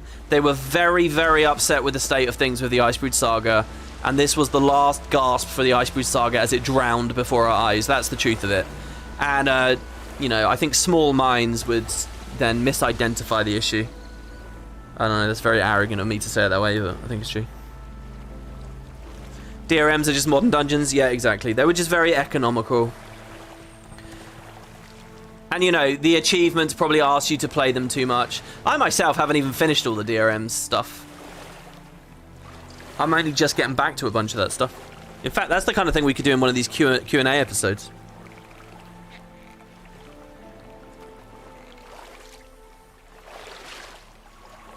I mean, there were a lot of problems with Champions and the way Champions had to buy as much time as possible for End of Dragons. God, Champions was bad. All the Dragonstorm shit as well. They can clean up a lot with this game, and I'm very excited to see that they've got this new big initiative. Another thing that I haven't talked about here, but, you know, just the fact that they're shaking up the game in this big way and, like, redefining the way that they work on it is very good for, like, instilling confidence in people that this game is going to continue to be updated and they do care about it and, you know, so on and so on. And I know that might sound ridiculous, but there were a lot of people that were like, oh, End of Dragons, is Guild Wars 2 over, blah, blah, blah, blah, blah. You know, people did feel that way.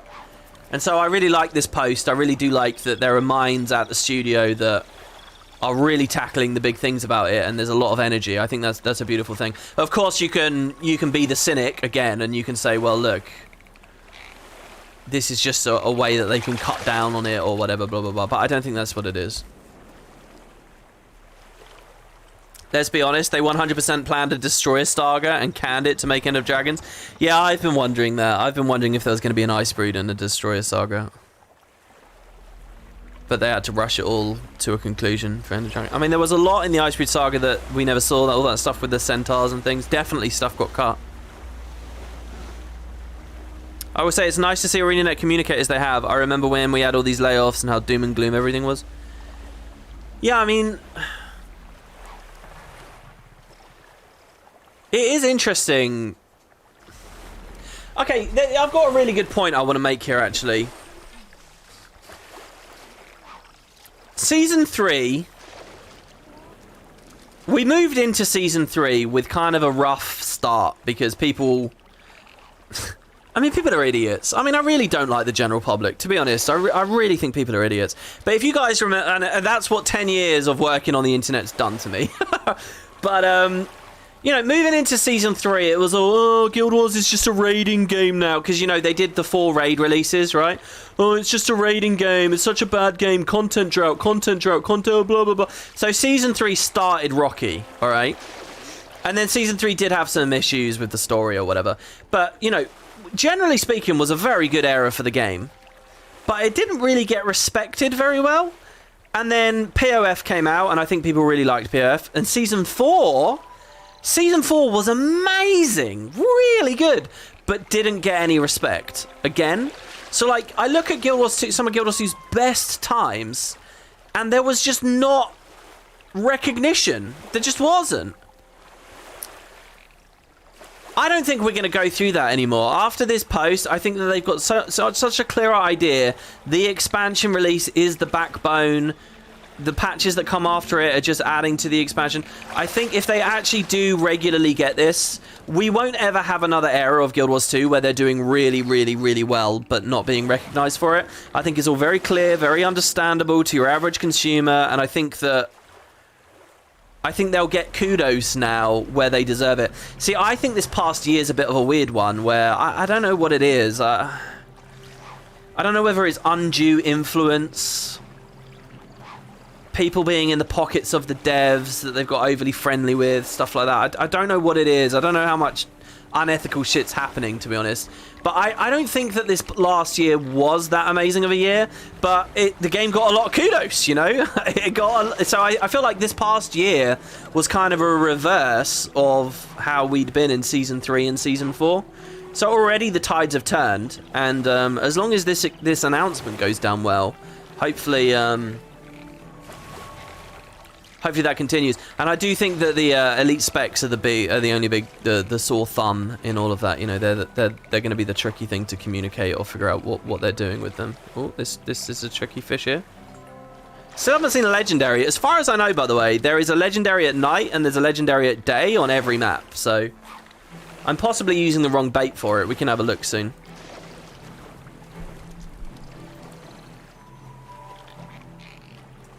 There was something else though. There was the actual interesting thing I wanted to say. I kind of talked myself off of it. POF was leaked, which made it worse. I don't know. I think that the POF leaks probably helped. It's difficult to sort of cut through the noise as well, though, because my understanding, and I've probably fallen into this too, you know, I'm not better than anyone else. I've probably been exactly the same. My understanding is that no matter how good the game is doing, there is always noise that it could be doing better. There's always whining. Always. Like, you literally cannot... not to toot my own horn here, but I pretty much do understand how the game has been since it came out, and how it's been my job covering this. And I cannot give you a single... Even what I'm calling the golden era of Guild Wars 2, every single moment of every single patch of this game's history, there's some contingent of the community whining about something or other. Always. Always. There's always that noise there. So it's kind of tricky to look back and actually reflect on, okay, what were the serious things, you know, as opposed to just the background noise of dissatisfied people who really just need to go outside and touch grass for a bit, you know.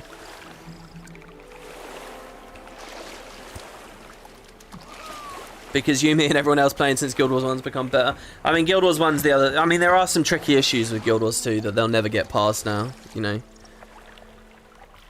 Jilted ex-PvPers, jilted ex-World vs. Worlders, jilted Guild Wars 1 players, jilted ex-Raiders, you know, who got a taste of something good after Heart of Thorns, but never really quite got back to it. You know, there are these communities that I don't think they'll ever satisfy ever again. Even if in this blog post they have this little thing where they say, we can look at the other game types. I mean, what? Are we really going to try and make Guild Wars 2 an esport again? Are we going to bring back Stronghold? You know, some things are just not going to happen. And people who are disappointed about that will be forevermore now, you know. And they'll always hold it back. They'll always talk shit about it. Guild Wars 1 players are the worst for that, you know. They're all relentlessly talking shit about Guild Wars 2. It's not allowed any success. And that is sad as well. That is really sad. It's been 10 years and people won't get over it. They'll never get over it, you know. What ArenaNet really need to do is make another game now that is the genre that Guild Wars 1 was in. That's probably another topic. Stronghold 2. I mean, there are concepts that could revive stuff like that. I don't know. I think a lot of it comes down to weeklies, monthlies, dailies. I think these are really powerful engines for revitalizing old areas of the game. They just need to look at the system better. The incentives, the access to what you can do. Dailies could be so much better than they are, guys, really. They could be a real phenomenon that pushes you to all kinds of places. Keg brawl and shit like that. At this point, a new game based on World vs. World. See, World vs. I've probably got my own biases here. I mean, I always do, but World vs. World to me is like... I know it really captured some people, but I've never thought of ArenaNet as a great dev in that space, ever. I've never thought that, like, Guild Wars 2's identity is World vs. World. See, some of the shit I read online, people are like... They talk like World vs. World was the be-all, end-all of this game. That was the whole point of this game, blah, blah, blah. But they're all lying. They're all reaching. That was never the case. It was never the case that Guild Wars 2 was all about World vs. World. I mean, you might have built a lot of happy memories in it, and it may have captured you at a certain point, but there's never been the ultimate endgame DNA of this franchise, ever. Not in Guild Wars 1 was large-scale stuff like that, the be-all and end-all. We had alliance battles, that's about it. And at no point throughout the development of Guild Wars 2 was it the be-all and end-all. It was something that people might have really been captured, but there are other genres, there are other developers, there are other games that give you massive scale PvP better. So I don't know, I mean personally, I wouldn't give a shit about seeing ArenaNet make a game dedicated to that. I don't really see it as a big thing that they're all about.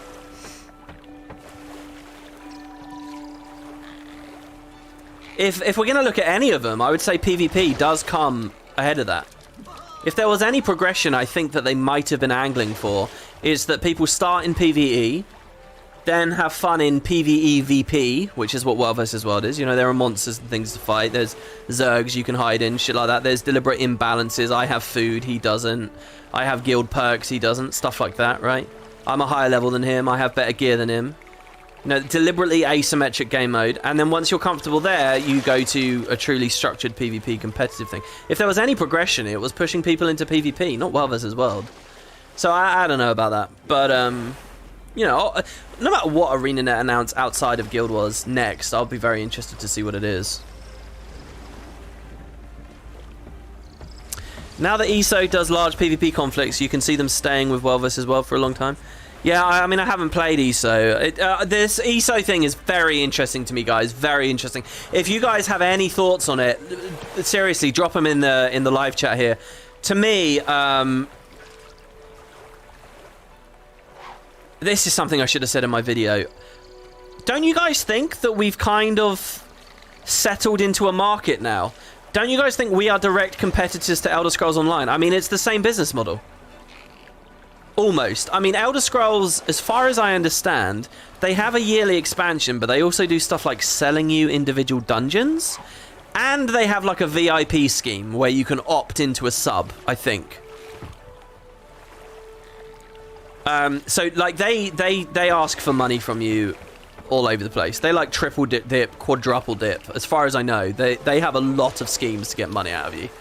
I don't think Guild Wars will ever go that far. Again, because I think as a business, I think they're very reasonable. Unbelievably reasonable. You know, this has always been a very pro-consumer franchise in terms of, like, respecting how much money people want to spend and stuff. But no, the core idea that we're doing yearly expansions or year-and-a-halfly expansions, and so are they, I mean, it does sort of put us directly in their ballpark, doesn't it? I actually was looking at the wiki, the Elder Scrolls Online wiki earlier, just to see how many they've done. You know, they've been doing it since 2017, and it does look pretty cool to see, you know, they have all these expansions. I love the thought of Guild Wars being in that position in a few years, you know? This expansion, and then this one, and then this one. I mean, there is something very cool about it. As long as, you know, they're not too bite-sized. By the way, what is everyone's prediction on this, really? I mean, I already sort of explained. I think they want us to think that they'll be yearly, but they're probably not going to be yearly. You're going to have 3 months before they come out, and 3 months after they come out for the first quarterly patch. So that's half a year already. 6 months. And then you're looking at 12 months for the 4 quarterly patches, right? So, 18 months, is that what you guys think? Am I being ridiculous there? Do you think that they will go a bit lower? You guys expect every 1.5 years?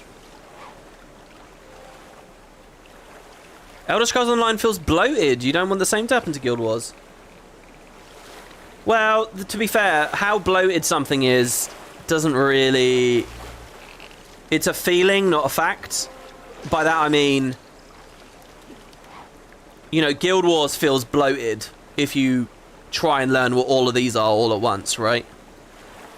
But if the UI is structured in such a way that you don't see them all at once, you know, it's not going to feel bloated. How bloated it actually is doesn't really have anything to do with the user experience. So maybe ESO's just bad at that, you know. Guild Wars is pretty bloated, right? When I look at all of these tabs with the Jade bot there now and everything, all the different novelties, pretty bloated. But if it has a navigable UI... and you have a clear idea of what matters and what doesn't, you'll be okay, I think. So that's not too much of a concern for me, because I think that they're generally pretty good with the UI in this game. FF14's every 2 years, right? That's the main benchmark at this point from model people are generally happy with. Yeah, they're every 2 years, I think. But they do... I don't know. I really couldn't tell you.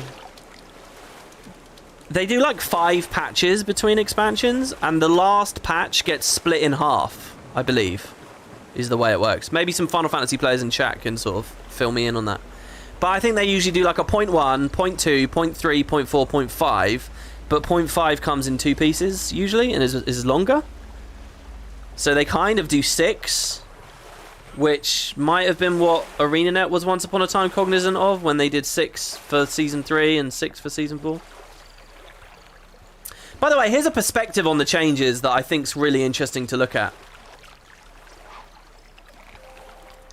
One way I think of their new plan, okay, and it's very clever, and it's very efficient, their new plan, and I quite admire it as an idea. As far as I can see, they have a team, right, that's like working on Guild Wars 2 updates. And... they're just going to do the same shit they always do, which is, you know, as if it's a Living World season, they'll make a map, some story for the map, and then the next map and some story for the map, you know, or whatever. They're just going to keep their work like they normally do, except it's just the first 2 maps and stuff they bundle off, and what would have been Living World Episode 1 and 2, they'll just sell that to you as an expansion now. They'll just sell it to you as an expansion. So, like, none of the development actually changes, but now, instead of getting caught up in Living World and all this non-marketable nonsense, they'll just get a guaranteed 30 quid out of you, and then they'll just do the next 2 maps, and these are just for free. They just come in late, and that's it. Then they move on, and they're just doing the same thing. It's more of a marketing branding thing than anything else, right? It's just, okay, yeah, we'll just make these 2 and release them, and we're going to sell these, and then just make the next 2. Let's do another example. Ivorian Heart of Thorns. It's like if they sold you Verdant Brink and Auric Basin, and then 3 months later you got Tangled Depths, 3 months later you got Dragon Stand, and then the other 2 patches aren't even a map. They're just like, you know. Well, I think more realistically what it would be is you would get half of Tangled Depths, and then half, and then half, and then half. They'll probably do that for the 4 releases, 50% each time. I think it might be better, though, to do, like, so it's all Drizzlewood style, right? Like, oh, this character hasn't been to Drizzlewood. Oh, of course, because it's my new Necro. But, you know, it's like you get half, and then you get the other half. I think I would rather if the final patch was just, like, taking you back to previous areas or something. I don't know. Maybe that's a bad idea, actually. Why deliberately limit it? But I think that's really clever, actually. I think, you know, when you look at it that way, that they are just doing the same thing, but they'll now get more money out of you, and in a more marketable way. There's more for their, you know, their publishers to do, you know, in terms of, like, making trailers and stuff like that. It's good. And it's kind of depressing as well, though, because for something that's ostensibly so simple, it's just reframing what they're currently doing. It's like, man, they could have done that years ago.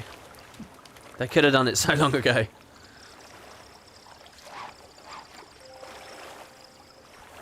The cynic in you feels like they could have done this without reducing expansion content if they invested more, but maybe that needs to grow as the more frequent expansions result in more income. Well, you never then, just as a business, you know, you won't see that. If they can set the bar this low, I don't think you'll find. Well, I mean, maybe they will. I don't think they unnecessarily bloat the expansions later just because they have the workforce.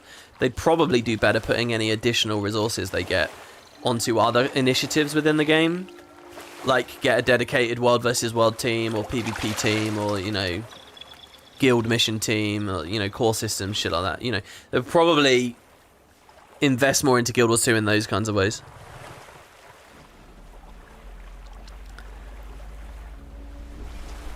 Do you think this new change will actually draw in new players? Guild Wars 2 is a pretty old MMO at this point. I do, actually. I do think that. I think there's 2 things going on. First of all, everyone understands expansions. Everyone's excited about expansions. If you can produce Living World, because again, let me be very clear. Season 4 stuff is expansion quality. It is. From their perspective, from the work they put in, for the talent they have, it's expansion quality. It just wasn't called an expansion, so everyone ignored it. And it's a great shame. This is them doing incredibly good work and it not being rewarded. So call your good work the best thing you can call it, which is an expansion. Everybody understands expansions. I think that they will be excited. Now, this is where, again, if they pair this with a new race each time, if there's a new race on each expansion, then yes, definitely people will get it. Because they'll think, oh, I'll play the new race. I'll do the new leveling. That's it. That's all they need to do. If they just have a new race on each of these new expansions, or some kind of new leveling incentive, technically a new profession would work as well. I'm not going to open that Pandora's box personally, but, you know. Yeah, that would get new people in. That's one thing, right? It's just better from the marketing perspective. The other thing is this. You say Guild Wars 2 is a pretty old MMO at this point. This touches on what I kind of evaded earlier. Who gives a fuck? I don't actually think. I think as more time goes by, the idea of it being an old MMO, it doesn't matter anymore. Okay, so if you're like me, and I assume you guys are, most of you, okay? If you're around my age, right? If you grew up in the 90s, early 2000s, you got a certain impression from the games industry. All right, this guy's got to go cooking. Thank you. Thank you for driving me around. That was cool. You got a certain impression from the games industry. And that impression was that technology moves fast, new games come out fast. You're a fan of Tomb Raider in the 90s, you get a new game every year. And they all look considerably better, and they all play considerably better, or differently at least, you know, there obviously are steps backwards. You're used to new games, new iterations, outdating the old ones. That's your view, right? But we're not in that world anymore, okay? Teenagers today, children today, early 20-something today, people who grew up with gaming in the late 2000s and through the 2010s, there's a whole other world of what gaming is now, and it's not... People grow up, started playing Fortnite, and they'll play it for the rest of their lives. Do you know what I mean? Or the first 20, 30 years of their lives. It will be that same game. It will not go anywhere. Technology, in terms of like rendering capabilities and stuff like that, is not moving fast enough to outdate everything. The idea of like what an old game is changing. And particularly within the MMO genre, look at some of the most successful MMOs out there. FF14 is older than Guild Wars. RuneScape is older than... you know, RuneScape was my first MMO. I mean, Christ, it's older than most of them. World of Warcraft is old as fuck. Do you think MMO players care about the age of the game nowadays? Do you think the idea of a dated MMO actually really translates? What people value is broad feature bases, trustworthy developers that, you know, aren't about to destroy the game with some terrible update, or, you know, games that aren't overrun with bots, you know, stability and long-term progression that they can do on the games. All it has to do is look just pretty enough. And Guild Wars went for an artistic style that I think it is over that hump. A lot of this is DirectX, though, and optimization. There are certainly issues with the game. But, you know, gaming in general... People don't age out of games that fast anymore, and I think it's an impression that some of us slightly older skewing people sort of have to accept. So yeah, I don't think it matters. It doesn't matter that Guild Wars is 10 years old. If it has a good expansion that gets some buzz, and if it has some kind of feature for new players, i.e. a new race, that's it, they'll do it. There's nothing holding this game back. So the conversation I was evasive about earlier is this idea, does ArenaNet even need to make other games? Why can't they... So I mentioned this thing where they managed to do Living World Season 3 into POF, and they did both at once. And the way they probably did that was by compromising on their other ideas. You might say, oh, that's death to a studio. You can't... Now, I remember there is a dev quote, a dev that's not at the studio anymore, but I remember there's a dev quote where they say, look, the reality of it is that a studio only working on one established game, and that's it, nothing new, that's a studio in recession, that's a studio that will die out eventually.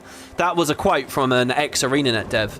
And at the time when I heard that, I sort of thought, yeah, that makes sense, but I actually think they're wrong. I think that, especially within the MMO space, you kind of can go all hands on deck, and they can stand the test of time. There is no necessity for I mean, eventually, maybe, but only if you're really mishandling it. You know, these games are evergreen if they're handled right. And I don't think it's actually such an insane risk as certainly a lot of us would expect. Growing up in the 90s, watching video games as they did, things are more evergreen than I think people realize. So anyway, yeah, I don't think Guild Wars is getting held back because it's 10 years old. It just needs to look pretty enough, and it's uneven, this game's visuals. I want to try this POF one. But when it hits hard, it hits really hard. It does very well. And this is where we start looking at marketing issues. You know, they need to have good trailers. They need to showcase pretty stuff. DirectX needs to be done well. They need to embrace tools like Reshade and stuff. Which, by the way, I was thinking of looking back at. The real problem with that, with the idea of Guild Wars 2 being evergreen, is them putting in updates, badly designed updates, that shit on earlier parts of the game and they can never go back on. Updates like the Legendary Armory. So just short-sighted, bad design. That's the real trap. And unfortunately, with all these outlanders arriving, the council won't I don't actually have that much confidence in the studio with stuff like that. You know, the Legendary Armory is a new thing, and so, but, hey, whatever.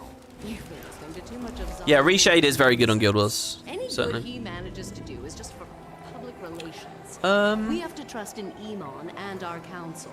Your family and friends lost. This place always looks much better with reflections on. And she's Yeah, there's some kind of farm on this map. I don't know what it is people do.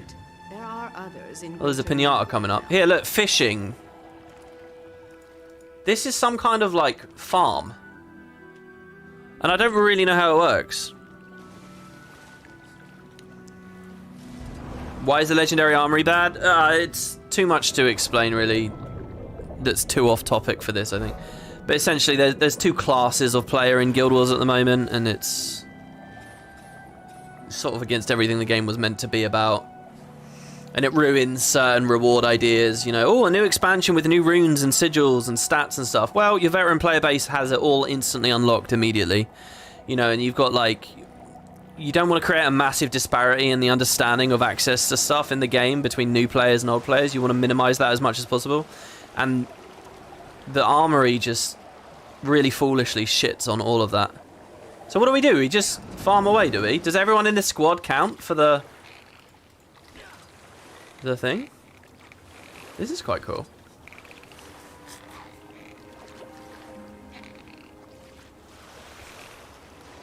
Yeah, exactly. If EOD bought new runes and sigils. I wonder why it didn't, right? But it did do, like, ritualist gear, which is kind of the good topic, the good example there. So we got a barramundi there. I'm amazed how much detail and how many different types of fish and stuff they added for this. All right, I'm trying to look at chat a little bit more here. WP, how does a 10-year vet with 20k hours find the spark of joy in the game that I once had? It is tough. I spent huge amounts of this past year incredibly disinterested in this game and unhappy with elements of it. I've got very into it this past month. It might just be a flash in the pan though, and I would not be surprised for that to be the case. You know, I've had some content to play, which has been fun. And that's mostly the CMs, and it's got me much more into the build craft and to see what people are doing, you know, on high-end PvE and stuff. But I'm sure it'll run through. In fact, last week I got very uninterested in Guild Wars again. But that probably is because I started playing Disco Elysium. I don't know. I'm just not a very all-or-nothing person, and this is sort of the thing I have a lot of expertise and understanding of, and I don't know.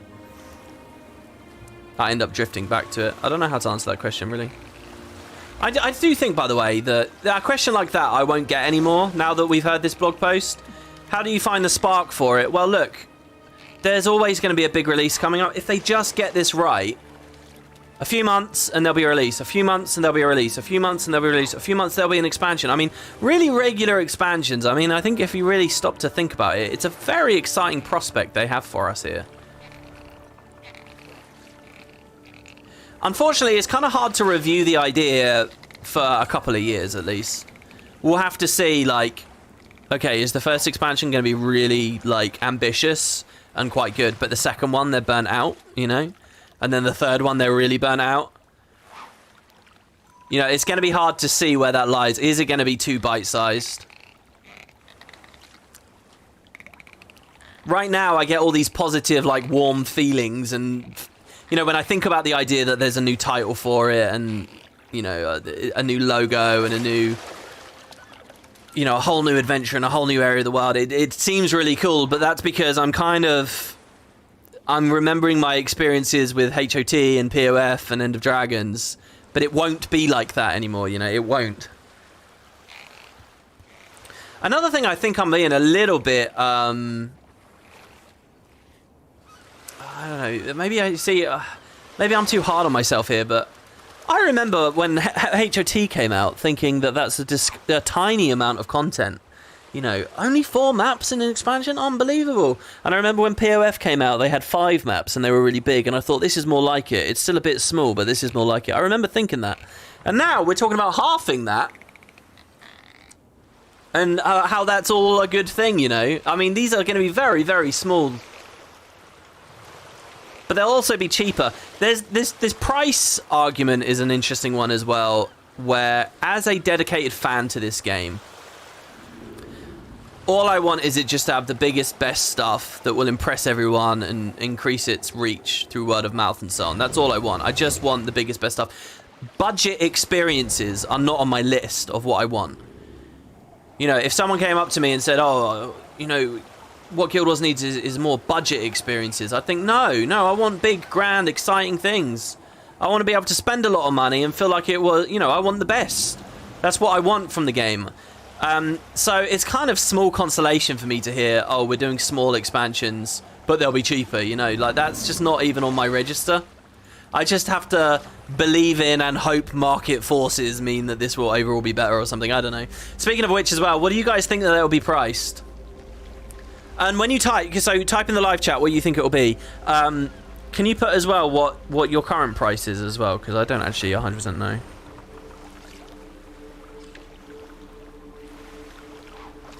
The devs on Extra Life said there's actually a lot more content and stuff like Heart of Thorns than they had to make for Guild Wars 1 campaign. Oh yeah, I mean, I believe it. I mean, because the thing is, Guild Wars 2 is a very complicated product with, like, really sophisticated stuff going on with it. You know, people keep making this... I have made the Final Fantasy comparison a lot. And, you know, other people have too. But it's really unfair to compare Final Fantasy to Guild Wars. You know what Final Fantasy's really good at?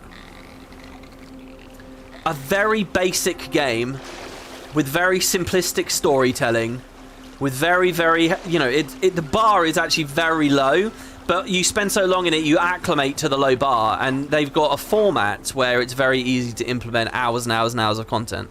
That's what Final Fantasy does for the vast majority of its, like, open world and its story and stuff. It's very Guild Wars is the reverse of that. Everything's, like, super detailed and dense and over-engineered, I'll use that phrase again, and, like, just a nightmare to make. There's so much that goes into making a map like Verdant Brink. It's unreal. So, of course, I mean, you look at, what, a Guild Wars 1 map, it's nothing in comparison. It's nothing at all, is it? A weathered peg leg. So I have 99 stacks of fishing pie catches. Is that somehow good? Does that increase my chance of getting a legendary?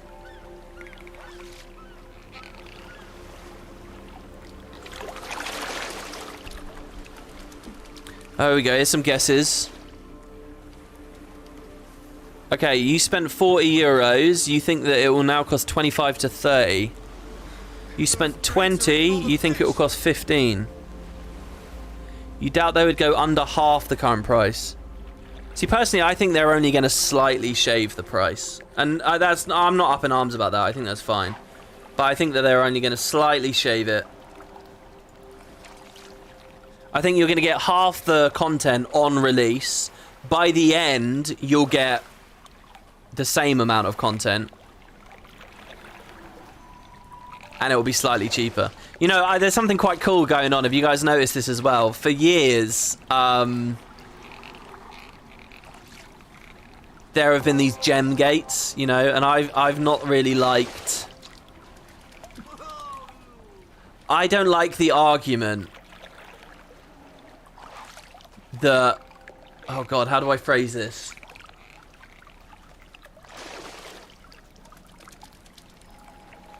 I didn't like the argument that Living World could be crap. Like a Dragonstorm patch could be crap because we didn't spend any gems on it or whatever. But I didn't like valuing those gems. I didn't like thinking that they factored into anything. But now we can actually quite cynically, you can look back at the gems and you can say, those were a part of the price now, and look, you're getting all of that for free, you know? Do you know what I mean? Like, you can kind of make their new format seems like it's higher value than maybe it actually is, because you can point to those gems and say, see guys? Now that those gems aren't there, you're getting big value for money, when the truth is, for veteran players, we were never paying the gems anyway, were we? The gems were just awful. The gem gates just fucking sucked. It's very good for what they've done here. They've released bundles on Steam that let you just get all the gems, just buy it all in a big bundle, effectively eliminating all that clunky bullshit that new players have to go through. And then as soon as they've done that, there's, what are we going to do? Have to do other gem bundles for all the other stuff? No, fuck it. We'll get rid of the gems completely. Like, the timing is perfect, right? the way that they timed the Steam release with those bundles right as they're ending the whole thing, it's just excellent. So I'm so happy that's all done away with. You know, I titled the video today, Living World is Dead. And I'm so happy I got to... That might seem a bit, you know, hyperbolic or stupid, but no. Living World is dead and good. Good. Oh my god, that skiff.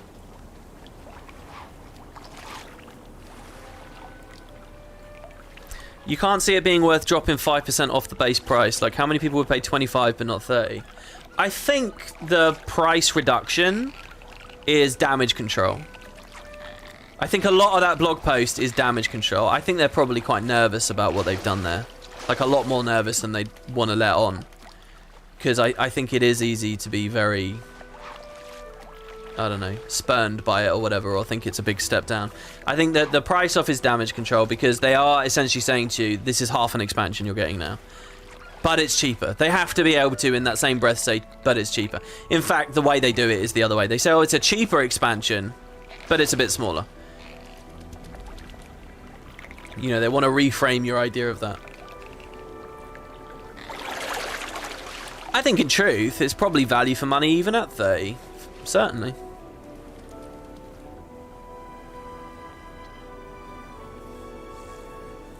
And I don't like this map thing that we're doing, where it's like we're valuing the game based on how many maps it has.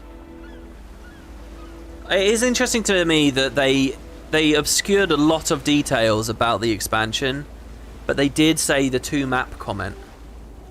Because it's such a bad way to judge the scope of the X-Pack purely on number of maps. Well, maybe it is a good way. I mean, they picked it. I mean, they know. So maybe it is a good way. Because, I mean, what's that? How long is a map?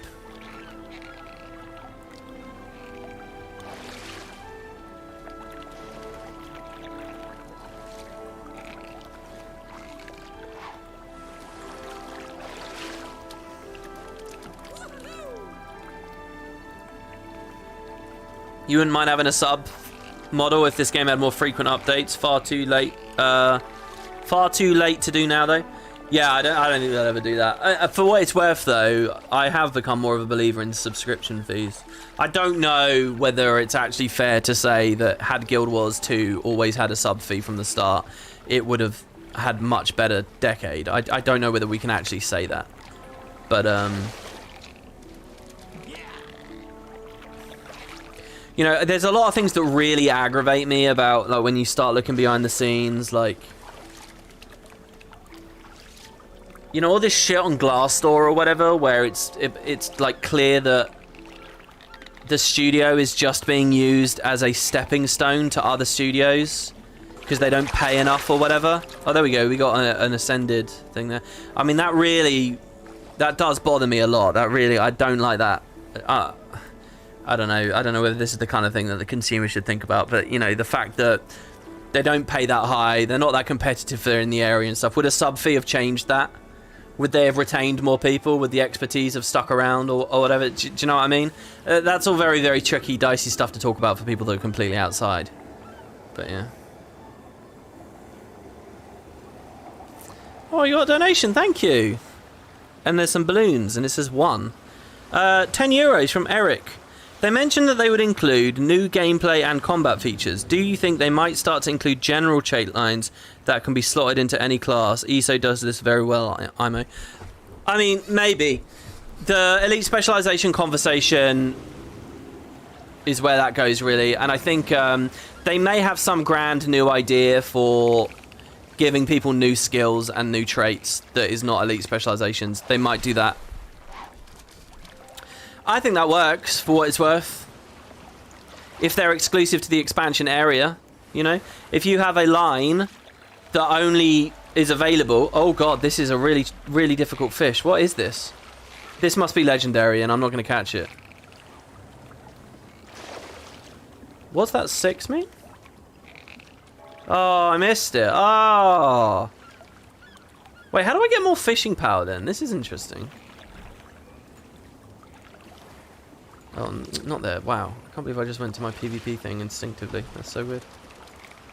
Scorpions are 100s. There's 75. 150 from the mackerel.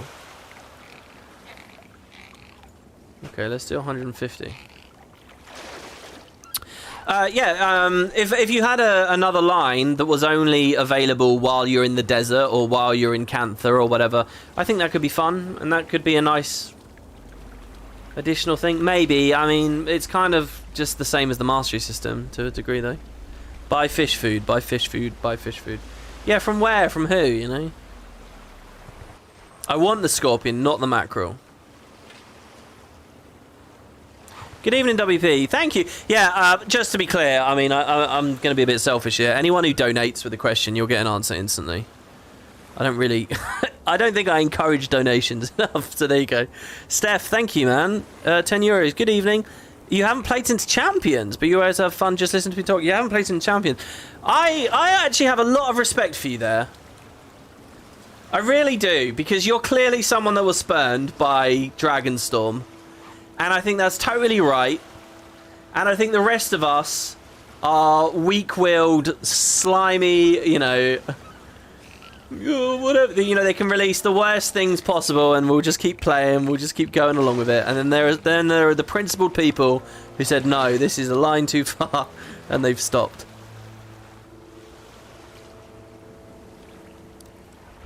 I just need any food. Oh, any food for the mastery bonus. Really? Hold on, let me see here.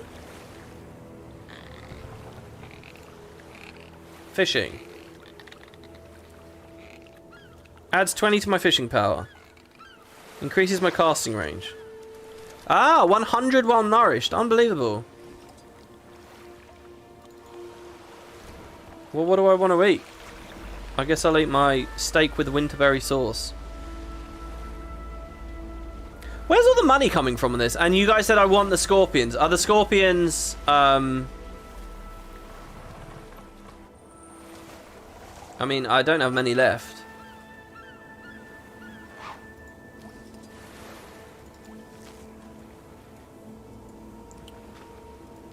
Are the scorpions needed for that legendary catch? Oh, he's taking me to think. This is interesting. This is not what I thought it was going to be, but I quite like it. I wonder if the new map will have something equivalent to this. Buy scorpions, buy the jar at the dock. Okay. I like how people in chat are experts on this, because, you know, this is presumably something that people have been playing.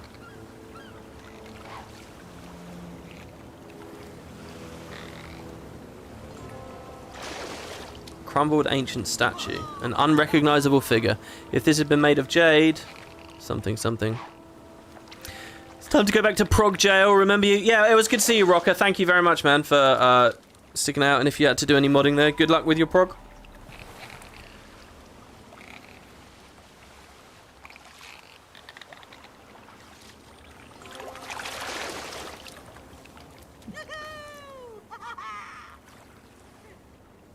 Hi WP, long time no chat. Not sure if you've ever played Destiny. Oh, it's good to see you, man. Not sure if you've ever played Destiny 2, but this new cycle system sounds a lot like Destiny 2. And it's worked very well for them. Not in pricing and such, but in how they release things and further develop them and expand on them. And then doing another expansion. Yeah, that's a good point. I hadn't thought about Destiny 2, but it is like that, isn't it? Maybe I should do some more reading into that, because I haven't played that either. So, ESO, Destiny 2, any other games that people have as examples?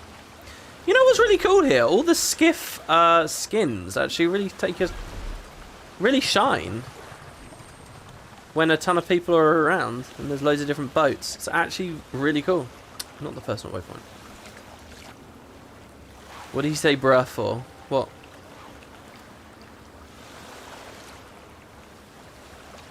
Oh, I see. They're farming chunks of ancient ambergris. Is that because they trade it for the catch of the day? Is that the thing? And he fished for 6 hours for those.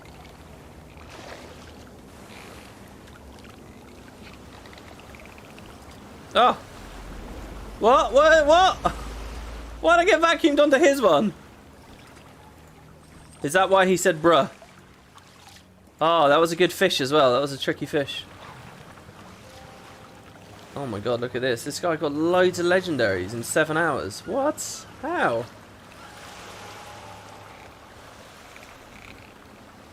I really love this. Again, think about the daily system. What if this just, instead of always being this area on this map, what if the daily system shifted this to a different map each day with lots of water? So maybe it's Lion's Arch one day, and then maybe it's the Straits of Devastation another day, and...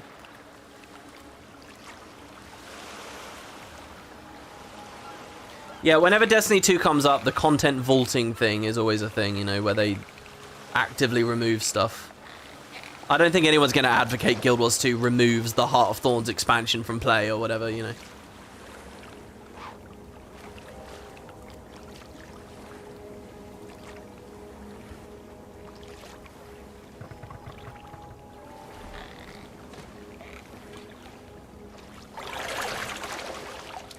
A red-eyed piranha. I don't remember actually finding one of those, but okay.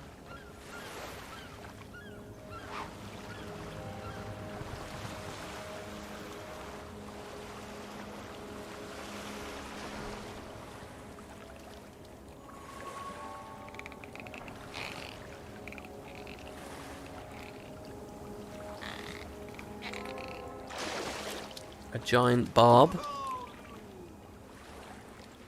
There was this old game that released expansions every 6 months instead of a subscription. They also later experimented with smaller free content updates. I forgot his name though. Yeah, you're talking about Guild Wars 1 in like a jokey way, but I mean, you're not really being fair. I've said this before, I'll say it 100,000 times. Guild Wars 1 was not some like paragon of a perfect model and something amazing. Guild Wars 1 barely managed to do its thing. Here we go. This is a tricky fish, whatever this is. But we have the power now. They released Prophecies. 6 months later, they did Factions. 6 months later, they did Nightfall and quit. That's it. That is it. Okay. They realized, even back then, that fast... Sorry, I think 1 year later they did Factions, and then 6 months later they did Nightfall. They realized that fast that that was not a sustainable model, and they moved on. They invented the whole idea of Guild Wars 2, partly coming out of that. Alright, let's go to this jar and let's see. I think comparisons to Guild Wars 1 are just so unfair and so dodgy. It's just that thing where, like, people... I don't know, it's easy to make that mistake. For me, I entered the franchise around that time. And, you know, it was at a period in your life, you know, when you're younger, 6 months feels like forever. So, you know, it feels like so much was happening for so long and stuff. But really, it was just a blip. And it wasn't something that they committed to. Also, you know, it was a much, as we already said earlier, it was a much more simplistic game. Way more simplistic. So it's not right to suggest that things were so much better back then. And you could see the cracks shown. I did a video about it a couple of years ago. Like, it was, okay, what if they kept going? And I sort of showed how the bugs and the weird combat issues and the skins and all that kind of stuff would have just gone nuts. So it's not him. Near a jar. What about you? Fishing supplies? So you think jars of scorpions? I assume what we can do here, actually, is we can say desert fisher. So, found in the waters of the Ellen River.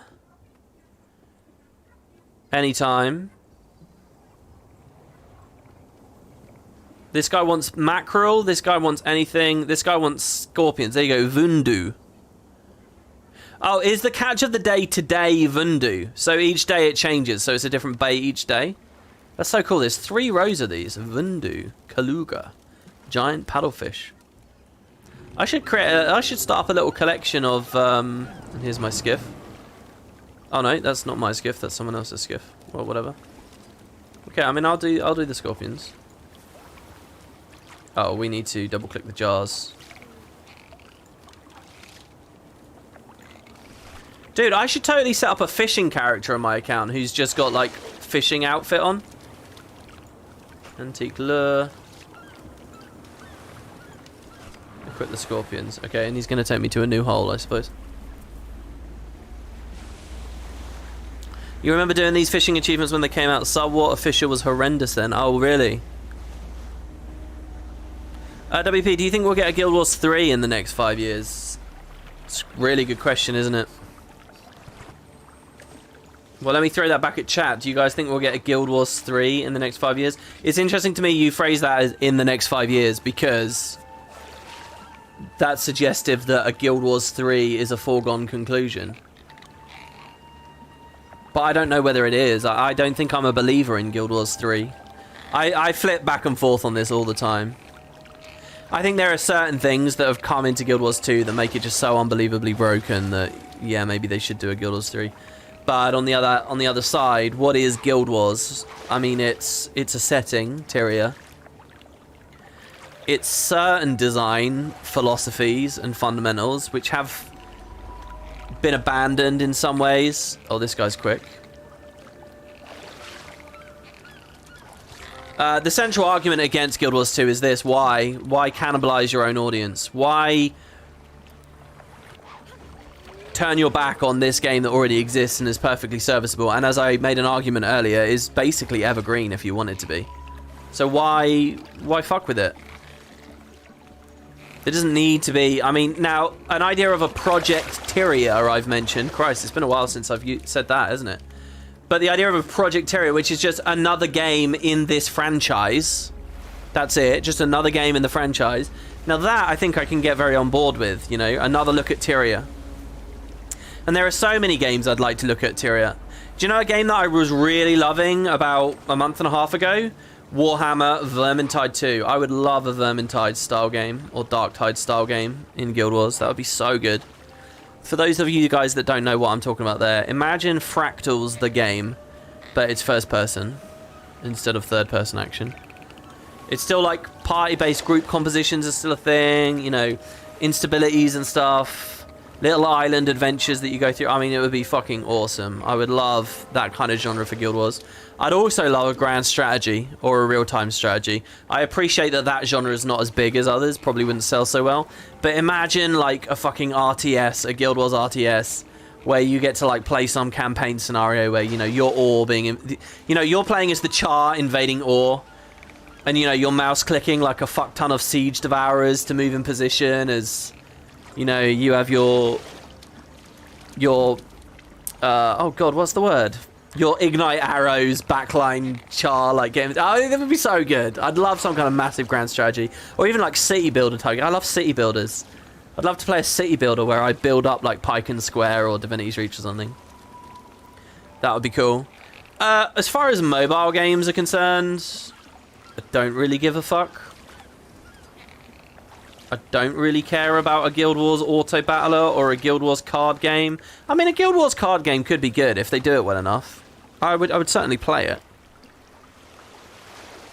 But, you know, that's like the one thing that I genuinely wouldn't be that interested in and seems to be one of the only things that they were. So, I don't know. There's so many good games they could do in this franchise. I did a video about that as well. That's the problem with content coverage in this game. It's just the same conversations over and over and over and over and over again.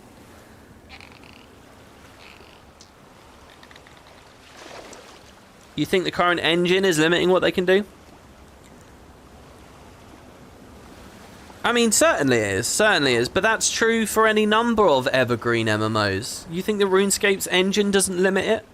Fine, but they have a demographic, they know what that demographic is looking for, and they continue to create content successfully that appeases them, and it remains one of the most successful MMOs on the market. Some of these other more complex MMOs have their ups and downs, WoW, FF14, but nonetheless, they're successful games.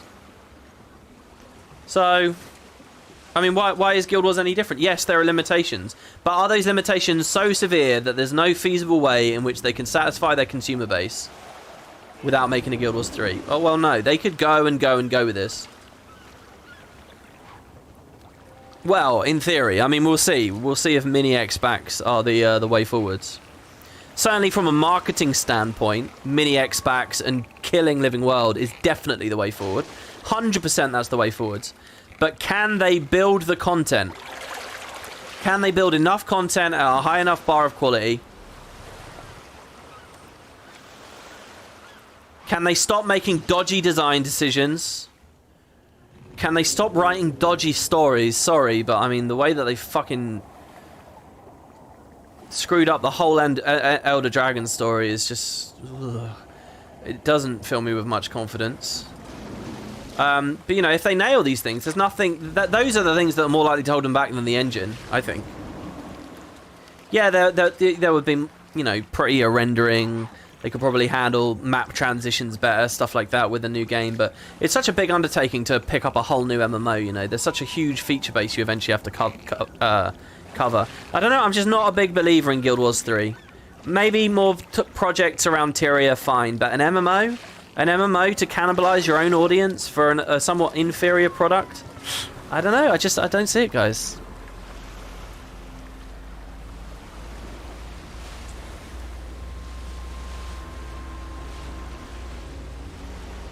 End of Dragons is whack, IMO, story-wise. I mean, it is. It's not... I don't know what happened. I really don't. I would love to read a candid interview about, like, what they think about Dragonstorm and stuff. I mean, I really would.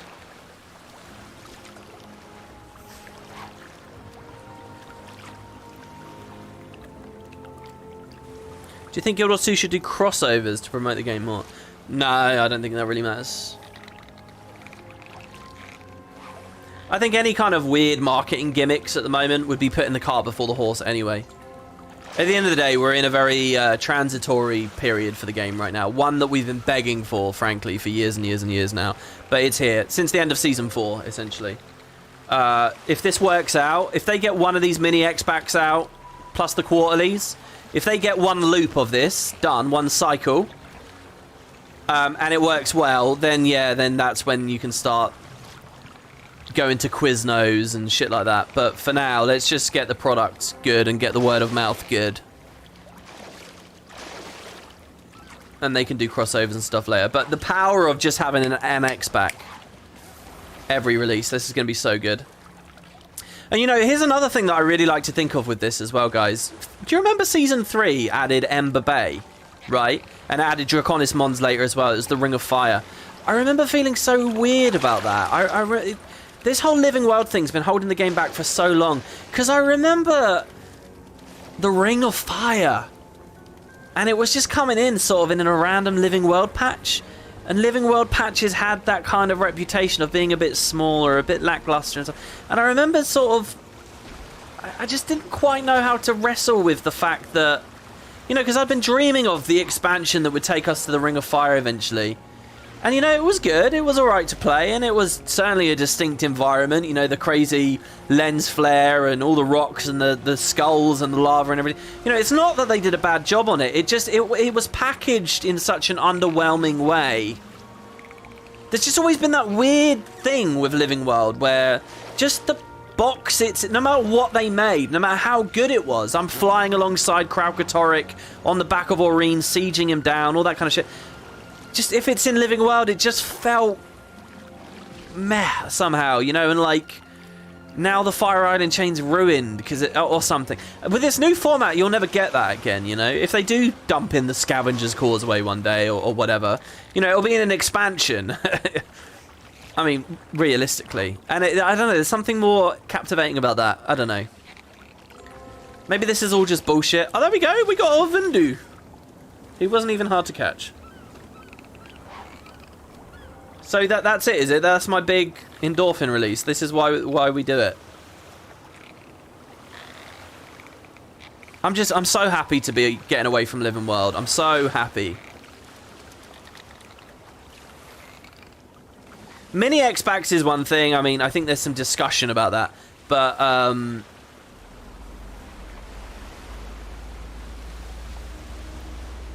because getting away from Living World could have happened with any number of scope concepts for expansions. But the Living World thing is just such a huge win for me. I have a feeling that these mini X-Packs are too small to actually tell an engaging story. It doesn't need to be a 10-year story every time. But 1 year sounds not so long. Any thoughts? That's a really, really good question. That gets us talking about some stuff that I haven't talked about yet. So, good stuff there. It's an interesting idea that it's too small. I actually... Perhaps this is wrong with me, but I'm very hopeful for... these new mini stories, disconnected stories in their own areas of the world. I think we'll get a bit of that new MMO feel from it. You know, a whole new continent, no established lore about it. and just sort of wide-eyed excitement. Anything could happen. I don't know. I think that could be cool. Now, you're right. They have less time, but again, this is the thing. 2 maps. What does that mean in terms of quantity? What if it's 2 maps, but you get twice as many story instances in those maps as you would otherwise? It all depends where the chips fall, right? I mean, only the devs themselves can guess, and even they probably can't fully predict how this will go. But they might find that, yeah, they only make 2 maps, but the amount of story they get is actually still, like, really high, you know, and it's like 4 full acts worth. It feels End of Dragon's length, even though we cover less space geographically. This thing's insane. Even though we cover less space geographically, maybe the story quantity remains very high. You've got another thing mixed in there, though, which is this thing of like, okay, it's a new story. You're not going to get long to tell it, but you also don't even get much to lead into it, and that's another thought. But I don't know. I think giving us a bunch of fresh characters and fresh ideas is probably better than it is worse. I don't know. It's because I'm not really a fan of I think all the characters that they've got at the moment are boring as sin. There's very little interesting about the cast.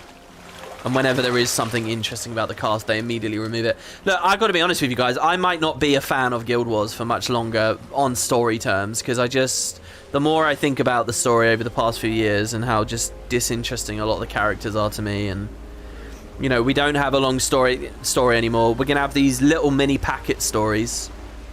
So I hope that the first mini X-Pack is good, because if they don't write a good story for it, I'm not really sure what I'm clinging onto here. To Tyria as a setting. I mean, what is it really? The magic and the epic scale and the poetry of the Elder Dragon stuff, well, that's all gone. That is but a pitiful memory. I mean, which characters do I really love and want to spend a lot of time with? There's almost none. And the ones that I do want to do, they're probably not going to be in it much. You know, they're characters like Bangar or Krisha, and, you know, are they applicable to every story? Well, no, not really. Or like Zomoros. I really like playing through raids again recently, doing the last 2 raid wings. I remember just how much I like Zomoros and stuff, but they're just not in a lot of the stories, so. But, you know, this could go either way. They might also then find... Oh, we found an antique porcelain vase. You might also find that their freedom to do something totally new leads them to making interesting characters. I don't know. There's a lot, because I don't know what they're going to do. Is it going to be a totally disconnected story? Or is it going to be the same cast? I mean, it's probably going to be the same cast, isn't it? So if you find new Ritlock boring as sin, and if you find new Logan boring as sin, and if you find Marjorie and Casimir boring as sin, and you find Timey boring as sin, they're all going to be wandering around with you anyway. I mean, I'm not quite sure how much that'll get saved. Did I like Rama? I do quite like Rama. I think Rama was okay. I think they introduced some good characters in EOD. I mean, that's a good thing to talk about, actually. I mean, what examples do we have from the new expansion? I really liked Ivan. I loved Anka. Anka was one of the best characters they've ever written. It's weird, because I think they're doing quite well with villains lately. I think they're doing okay with them. They just need more screen time. I mean, that is something I would love a blog post about. Ways in which they're iterating their storytelling to improve it. How can they get more story for less time? How can we get more character interactions? Because that is the big problem with Guild Wars. We just don't spend enough time with everyone. That I would love. I mean, those are some of the more ticky-tacky iterations that I'd love to hear. But I doubt we'll get.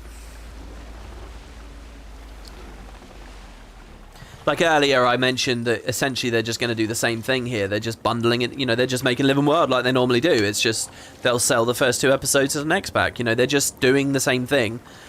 Because you guys see the elegance there in this blog post, right? They've got this problem. How do we do Living World and expansions? How do we do both? And basically what they have done is they've said, well, fuck it. we'll just sell Living World as the expansion. We'll just sell the first 2 episodes and say it's the X-Pack. That's what they'll do. And you know what? They can get away with it. They can get away with it because all of these are expansion quality. That is what this blog post is. They're just saying, well, we're just going to keep making Living World at about the same pace we normally do.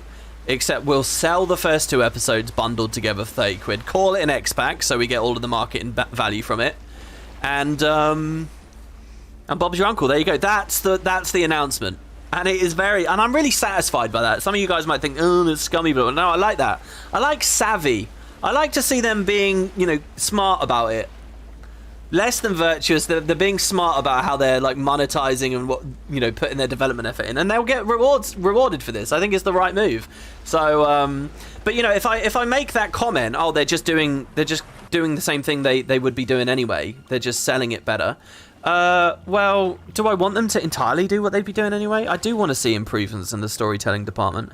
But it's tricky because I don't know how much of it is implementation of story versus just the stories they're interested in. You know, presumably they all really love... You know, it's like when I was doing my End of Dragons 1 Year Later series. You know, we were talking about how they end of Dragons with a wedding, you know. It's like... Some people will really love that. They'll think that's a brilliant story. Wow, what a great epic high to go out on a wedding. Oh my god, look at this romantic kiss at the end and it will make people's heart melt. And other people will think this is boring. This is not what I thought the ending should be.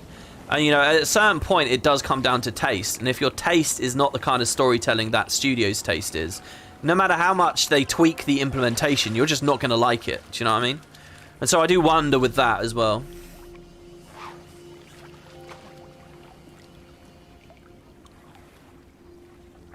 Oh, I'm not looking at chat enough here at all. I can see how this is oddly addicting.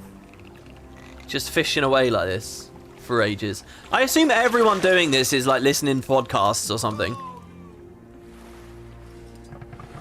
Wedding as an ending in an MMO is crazy.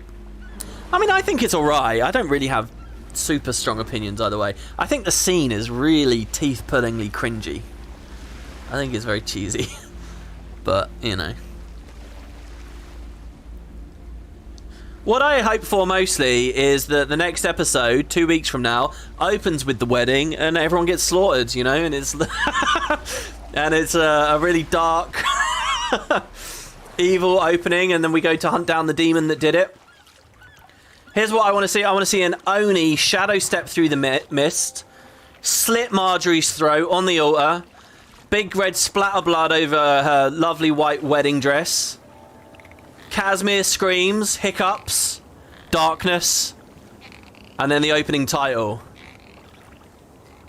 Guild Wars 2, Blood of the Demons. And then we go off. Alright, I'm joking around.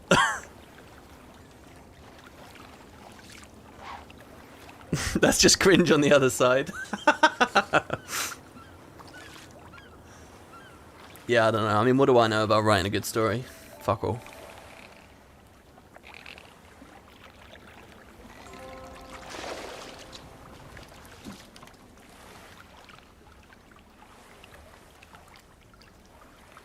You were just going to say, can they have the wedding without it turning into an avenue for some sort of tragedy? Well, they can, if they really want to. It will just be boring. I mean, this is the simple fact. I think the thing that...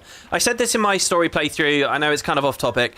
I think the thing that they're really struggling with is happy endings are boring, and most of the cast in this game are living in their happy ending. They're virtuous, settled, comfortable people with very little to wrestle with themselves or those around them, and they're just kind of chilling. And, you know, without some existential threat from the Elder Dragons, you really kind of have to look at the characters themselves and see what's compelling about these people, and there's nothing. And yes, there's a certain kind of person that feels very comfortable and happy and warm and fuzzy just watching people live their happy ending forever. But for me, and I don't know, I won't speak for anyone else, I think that's pretty boring. And so that's kind of unfortunately the position a lot of these characters are in.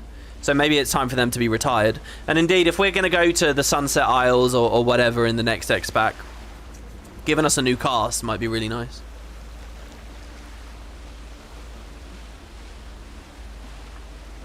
Like, you can do the wedding scene without any drama, but it is just going to be that thing of, like, a little girl playing with her Barbies, you know? It's not storytelling, really. It's just, oh, I love these characters and I want them to be happy. There's not anything in that. And I don't rate their storytellers so lowly that they would even try that. There will be some drama at the weddings, surely.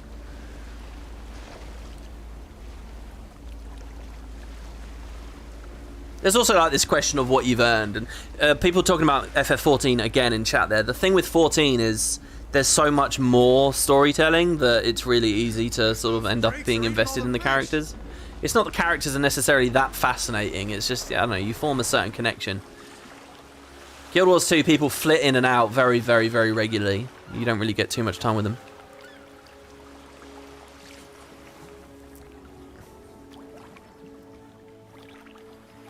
There's happy and there's corny. Well, yeah, again, like the end of Dragons is a bit corny, but maybe it is earned. From the perspective of, like, this is the end of the Dragon Saga. This is a true happy ending if we've ever seen one. I mean, maybe a corny scene is earned there.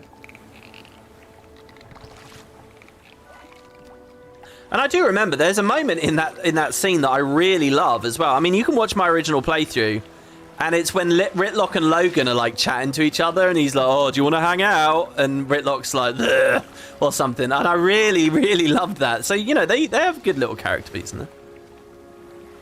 The end of Dragons bookend Season 1 as well. Yes, it does. It certainly does. Which is why the re-implementation of Season 1 was so good last year, because you get to see that very, very clearly, don't you?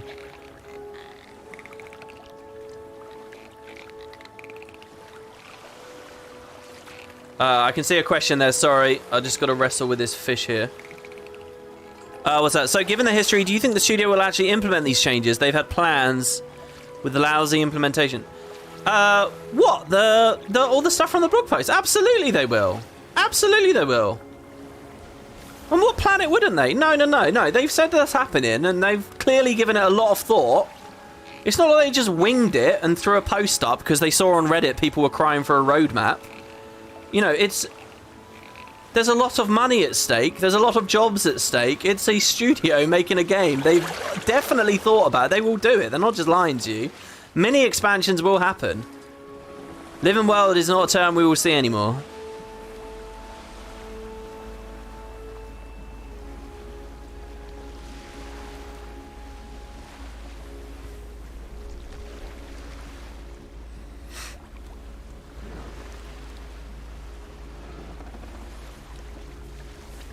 WP in his bottle of water. Who are you? Everyone in Discord makes fun of me for that.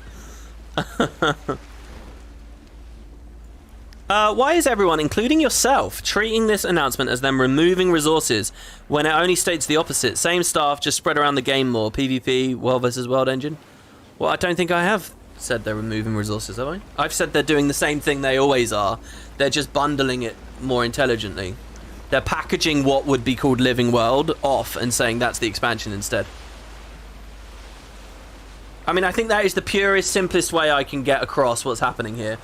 If we imagine this is Season 3, if we imagine Season 3 as a blueprint for the new season, it's just Out of the Shadows and Rising Flames are being sold as the X-Pack.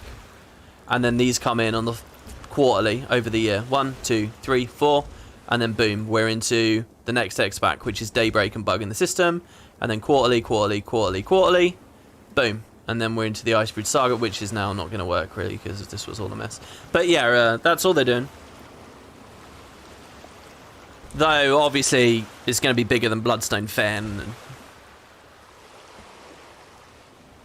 The 2-map thing's very interesting as well. Oh, here's a fun thought for you guys. And World of Warcraft players. Any World of Warcraft players in chat? Is it WoW that I'm thinking of? Isn't it? What game is that I'm thinking of? Isn't it true in WoW a lot of the X-Packs are split over 2 regions? Isn't that a thing? So what I'm trying to get at here is you might imagine as a Guild Wars 2 player, you'll get a map for the Maguma, you'll get an expansion for the Maguma jungle. So map 1 will be a bit of the jungle, map 2 will be a bit of the jungle, and then the other 2 will be a bit of the jungle. But actually, in theory, they can do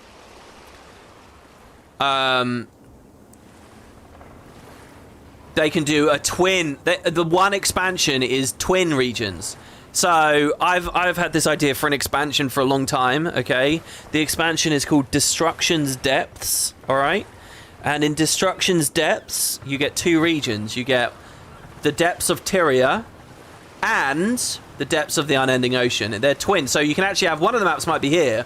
The other one might be up here. I mean, this is a bad example because I'm talking about an underground thing. But, you know, you get the same idea. You could have had Char Homelands and Maguma Waste in an expansion. They could split it. It could be two. And isn't that a thing that WoW's done? It's two. So people currently are thinking about, oh, here, it will be the Sunrise Crest, right? But that's not necessarily true. You might get... I mean, this takes me back to this. If you could get, like, a continent-sized map. But they won't ever do that. Yeah, I don't know. I think they just need to do shit like Farina. If they just dot in some stuff like Farina elsewhere, this could be really good. They can use mini DRM-style instances to continue exploring fun little stuff, you know? We can explore here, or we can, you know, do the Kirin Peak. You can do Raisu Palace. You can dot these in through raids, if they continue doing those, or strike missions, or, you know, little DRM style thing. They should just exist as like fuzz around the outside of what is fundamentally us going here, you know? And you can have your cake and eat it too. What the hell happened to us here? They can have their cake and eat it too. There's no sign of that yet. They haven't talked about any of that kind of stuff.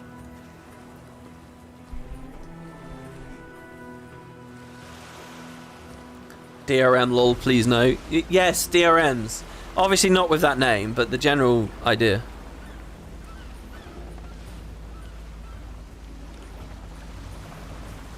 It's always the same story. Expansion level content over time. It has never amounted to anything tangible.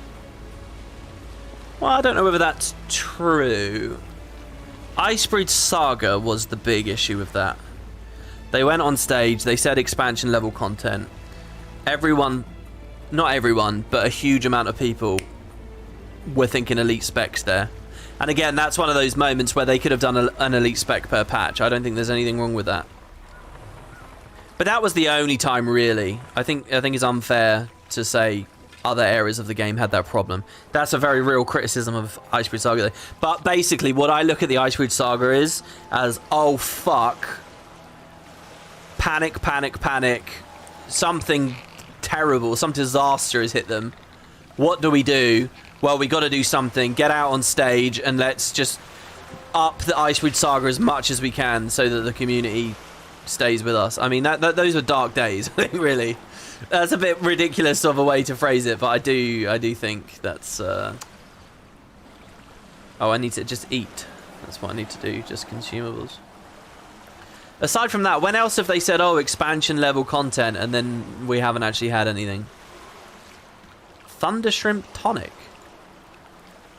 Interesting. Why do I have one of those? Did I fish that up? That's quite cool. I guess I'll do a rice bowl. I don't really want to use expensive meta food for fishing, but hey. Have we received any news on the fates of Menlo and Sin? I'm not ready to move on to Guild Wars 3 until we get answers. Oh, God. No, as far as I know, we haven't. By the way, on the Guild Wars 3 thing again, a game set in Tyria that is not Guild Wars 3. You know, a Guild Wars 1 genre game. CORPG ostensibly would be the title of this genre. But, you know, a deck building party comp game. I think people would really, really, really love. And that could be Guild Wars based. That could be Tyria based.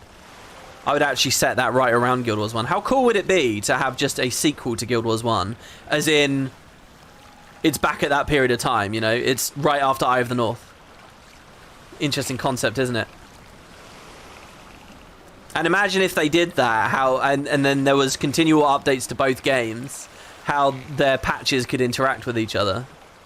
Where you get to see each side of the time jump. There's so many cool things. Oh, there's so many cool things that could be done. There is this question of can ArenaNet move away from Tyria altogether? And I see some possibility for that, but less. You genuinely love Guild Wars 1 style gameplay again? You'd honestly prefer that over Guild Wars 2? See, I believe in that, but only as a sort of What's the correct terminology here? Not as like a lifestyle game, not as a game as a service. I think you could do Guild Wars 1 style, but it would be you would make it to be beaten. You would make it to have an end point. You wouldn't sell it as a service that people are meant to be logging in on, because I think people get very disgruntled with that. But as something that they just play and then maybe sell them another one a couple of years later, I think that works. I believe in a Guild Wars 1 genre game, but not as a service. Just as a game. You play it and you're done. That doesn't necessarily mean single player, by the way. It could still be co-op, but it would be something to finish. What themes or area do you think are possible for the next expansion? Well, I just said one, the depths. Both of the water and the earth. There's obviously the world map. You can pick any landmass you like and say, oh, there, go there. Some kind of like Central American, you know, Aztec, Mayan, that kind of aesthetic. The game kind of has covered already because of, you know, Utopia became Eye of the North, and Eye of the North did Asura with that kind of vibe. But that to me doesn't mean you couldn't do it in Guild Wars 2. That just means the natural thing to do is pair the Asura with that story. You could do that. You could go to the frigid north, potentially, like proper Arctic stuff with the Coden. I mean, there are a good amount of places that they can go. There is this question going into the new era of, like, what defines Tyria as an amazing setting?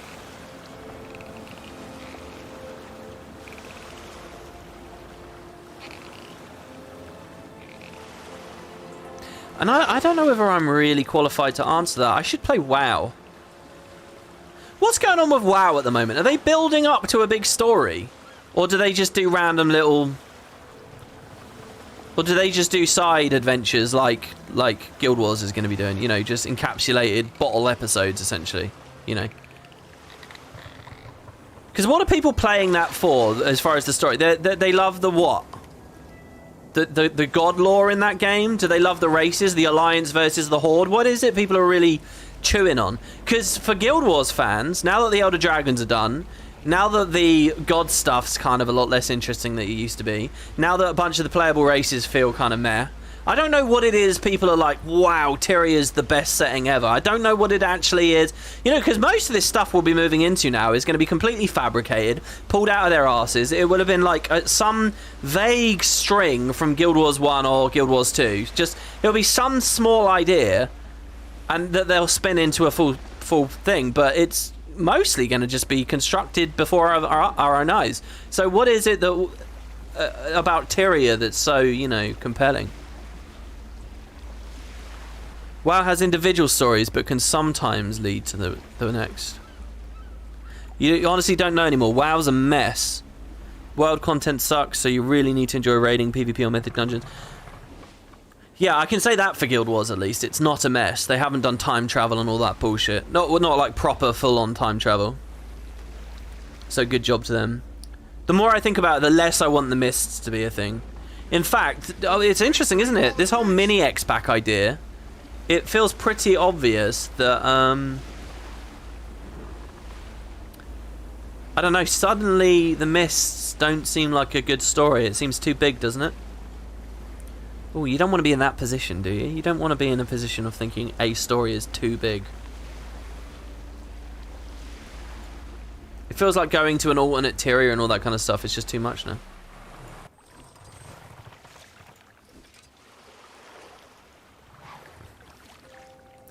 WoW is purely played out of habit. I doubt that. I think for a lot of people, but there will be people, you know, enthusiastic about its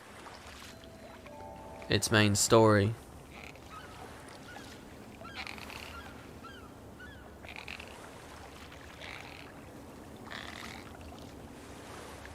But, you know, I am excited about these, like, encapsulated adventures. I have long said that the best single product ArenaNet ever... In fact, let me quiz you guys in chat. Do you guys know what I think the best single product ArenaNet ever put out was? Like, just like, okay, get this one thing. You're going to have an experience in it. And how, like, masterfully crafted it is. How well it understood, you know, what it could do. And how well it could do it. Bonus mission pack? I mean, that's a good answer, certainly. But no, Nightfall. Yeah. People are saying in chat. I think Nightfall is a really, really, really well-crafted experience. And it was the third thing that they did in a row. You had Prophecies, then Factions, then Nightfall. And by the time of Nightfall, you know, they weren't building to some massive story. It was, you know, the Sunspears and Cormyr and all the lore about Istan and Corner, everything. It was all new. It was all just created, flying by the seat of their pants. But it was just a masterfully executed story, and the mechanics in it. It was all just brilliant. And so when I look at that, I think, do you know what? And Factions as well had some really good world building, lots of depth to it, just plucked out of nowhere. I sort of think, do you know what? That could be really good for Guild Wars 2. Seeing them do that for Zoteka or, you know, some Utopia location, that I do actually believe they could do a very good job. And you can bring some old members of the cast. They might be boring, but whatever. There's only a couple of them. The rest of it's new, fascinating characters like Bangar and Anka and Ivan and... who else was good this expansion? I don't know. By the way, this is a bit weird, isn't it? There's a lot of stuff in End of Dragons that I wanted to see be expanded on majorly, and I just think we won't get it now. I really hope this patch is meaty. But, like, you know, those hints about Ergos in the Echoveld Forest probably won't come to anything. Probably. I mean, they might. More time with the Speakers and the Brotherhood, you know, and Tetra Earthcaller and all that kind of shit. Probably we're not going to get much of it. It sounds like we're going to get 2 patches rounding this stuff up, and then there's going to be 2 patches setting up Guild Wars 2. What do we call it, by the way? What anyone want to give some guesses for the next expansion? Guild Wars 2 2024. What do you guys think it'll be called? Rip to the Vampire Cult? Yeah, exactly. Stuff like that. I don't know. How much space have they got for all that? I mean, fine by me, by the way. If you're telling me... I mean, think about this, guys. There are 4 patches and then an expansion. That's how close we are. That's something to be excited about. 4 patches and then an expansion. From now. From right now. And in 2 weeks, it'll only be 3 patches. In 2 weeks, we're only 3 patches away from the next Guild Wars 2 X-Pack. I mean, what? That's very odd. Super Adventure Box, outside the box. That's funny. I mean, that's an interesting thought too, that you could have really weird stories like that. I mean, if you're going to do an expansion every year and a half, you maybe could do an expansion about something like that, you know? Blood of Blessing. Depths of Tyria. New Frontiers. I like that. I like the idea of getting away from the of. I like that. New Frontiers is very good, actually. New. Getting that idea that this is fresh and different. That would arrest people outside the game. They would think, oh, what? Something's going on with Guild Wars. That's actually a very good name. Well done, Grizzly. In fact, I don't think anyone's going to tell me a better name than that now. I mean, if this is an idea of us, like, discovering the new world or whatever. Frontiers of New. No. You see, getting away from the of is... It says something as to their fresh ambition, you know? You would want to go back to a more fantasy-feeling theme. The EOD theme gets old. Oh, me too. In fact, that's something that I really don't like about this game anymore. I don't like how... They've changed the fantasy so much now that it's not a good setting. I don't know. There's a certain novelty to sort of real-world science and terminology and...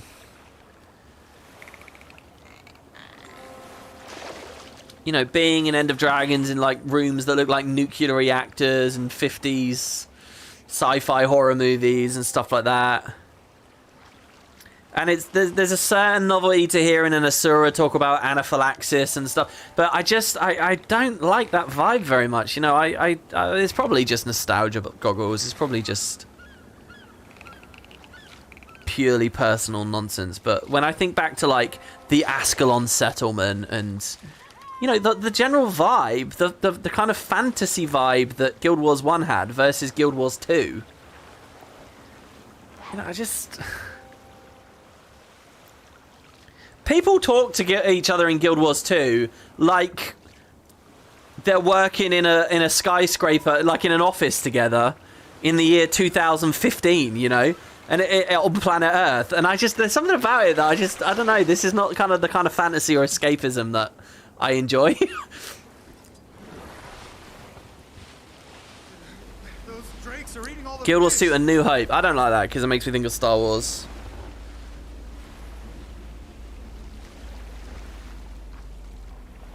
Rebrand the game and just name it Tyria. Well, I don't think they can ever do that.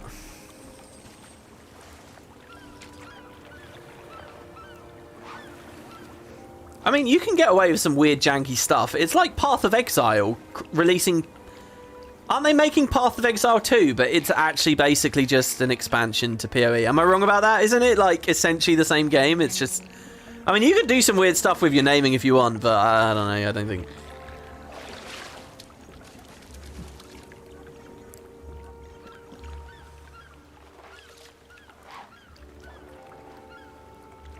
WP, I'm not excited for Guild Wars 2 Friendship Detectives. Episode 1, Case 1, a Mr. E resolved.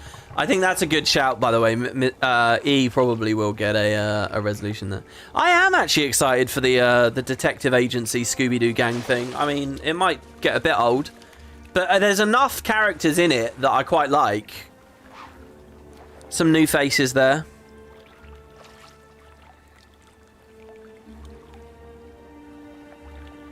Do a Fortnite Overwatch and rebrand update as a new game.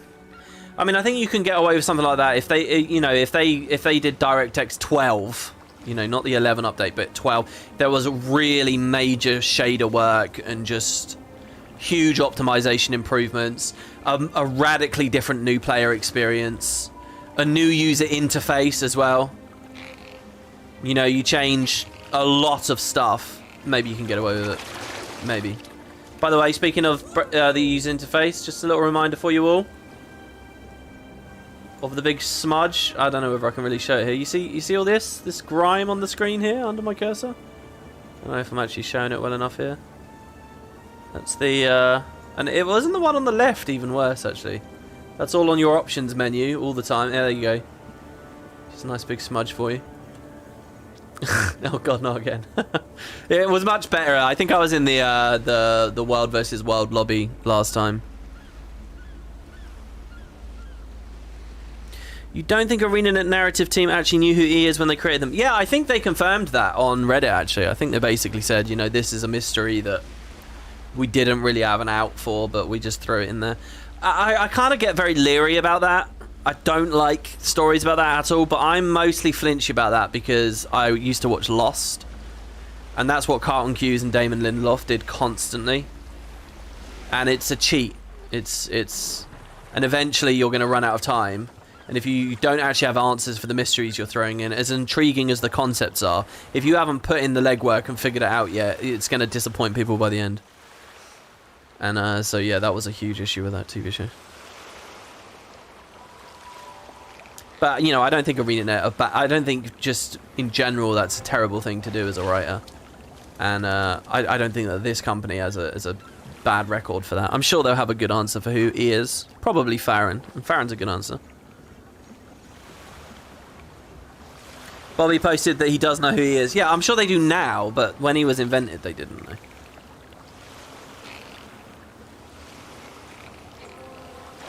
Still getting new fish here as well, by the way. Golden mass here. We'll be at the wedding, putting a gift down, and we pass a stranger. We asked Marjorie who it was, and she didn't know who we described. Well, playing through Season 1, it was quite interesting as well, because they kind of had the bartender there, sort of sticking out a little bit more than normal.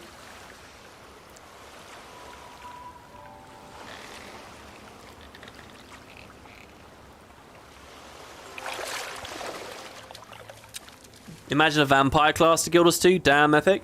Well, I mean, there's Blood Magic Necro, and all they would need to do is make an elite specialization based around Blood Magic. Just as they did the Reaper out of Soul Reaping, just do a Blood Magic elite spec, and that would be Vampire, and yeah, it would work perfectly. And yes, they could tie it to the End of Dragons lore. It would have been a good choice for End of Dragons. What's the Harbinger? God, the End of Dragons elite specs just suck. You know, maybe it's a good thing. Genuinely, just to return to this for a second, it might be a really good thing if they just can it, because clearly they're all over the place with what the fuck they're doing with the elite specs. I mean, genuinely, to have like 7 out of 9 misses on this most recent generation. I mean, what do you say to that? What do you say to that? Maybe it's okay to close the door on elite specs.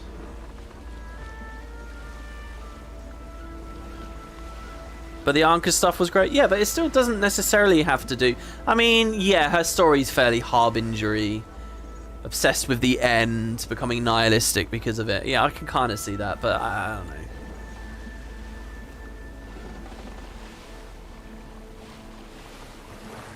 A new class with 3 iterations, that's 4 instead of 9. Now that's a concept. I know that sounds really stupid, but that is definitely a concept. I wouldn't dismiss that out of hand. Let me propose you guys this. Are you guys ready? The expansion releases with a new class. This is your new player incentive, blah, blah, blah, blah, blah. There's an actual full-on class. And I know what you're saying, but WP, we already have 3 medium, we already have 3 light, we already have 3 heavy. Who cares? That's arbitrary. It doesn't matter. So you add one and then, what, just go through some other ones. Who cares? It doesn't matter. All right? Moving on. I know what you're going to say, but WP, we don't have enough themes. Yeah, but we can find themes. Maybe that's all right. All right? There might be good themes for it. Yeah, but WP, what about all the elite specs? Well, here's the magic. The expansion releases with the class. The first patch has an elite specialization for it, and then the next one has the next, and then the next one has the next. So the class continues to expand as the expansion patches come out, and then there you go, it's finished. Now that's a fun idea, but it's too much. You're talking about making a new elite spec each time. I don't think it would work very well. You can already see the Rev is very oddly designed, because it was in the unique position of knowing it was going to have an elite spec, so it kind of felt incomplete without Herald, and it's just... And you would just have that problem again, so I don't know. I don't know. I mean, it's an idea. It's a fun thing to talk about. I think the time scale is too short, though. I think knowing what we now know, that they want to get into a new expansion every 18 months or so, knowing that really puts a limit on the new class plus specs for it idea. No, I think if they want to continue with it, they should just do a spec for each release. Is it an expansion or a Living World patch? It doesn't matter. Or just a patch series. Oh, God. Guys, I'm going to have to totally relearn how I discuss this game. I would like it if Living World never passed my lips again. But I'm going to mess it up for several months, so bear with me. But yeah, if it's just each patch, there's a new spec. I don't know.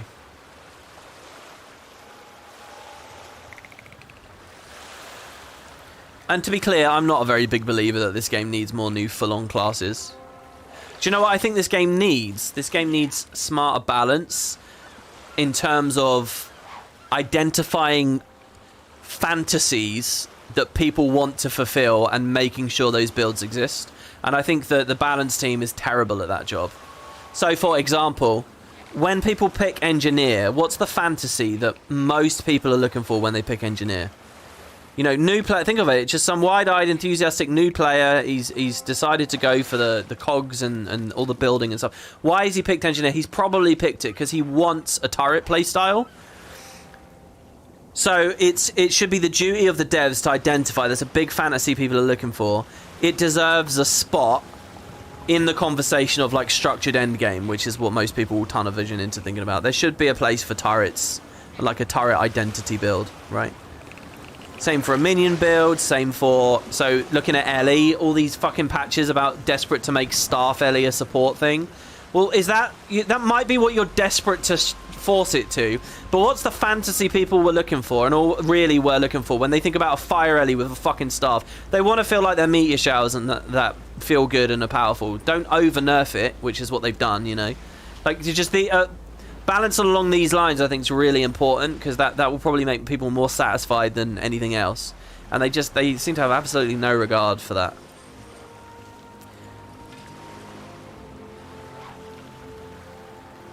I appreciate that there's a lot of us, like, jaded vets that are totally bored of spamming lava fonts and meteor showers, don't get me wrong, but it's still the same fundamental thing that I'm thinking of there. But yeah, why am I ranting about this? Because, you know, that's actually more important, I think, than just chugging out more and more and more elite specs. I think. And that can all be accomplished just through intelligent balance. You love how DRMs died so quickly? Well, DRMs were only ever there to stretch out the gameplay, waiting for EOD. I don't think that's a surprise, is it? No one ever sat down and said, "Oh, we're doing DRMs. This is the big new thing," you know. It wasn't that. It was always just, this is what we're doing for now. I don't quite know how you could have played the game and got that impression that it was supposed to be the way of the future. I'm realizing here that the mini-game of moving the bar doesn't have anything to do with what I'm about to fish up, which sucks. Stardew was better for that. You think DRMs were great small guild content? Yeah, I think guild missions, looking back at guild missions and then looking at the format that DRMs offered. Good way of making lots of guild missions, efficient guild missions, repeatable guild missions. Variation. There's a lot to really love about DRMs. There was a lot they did very well.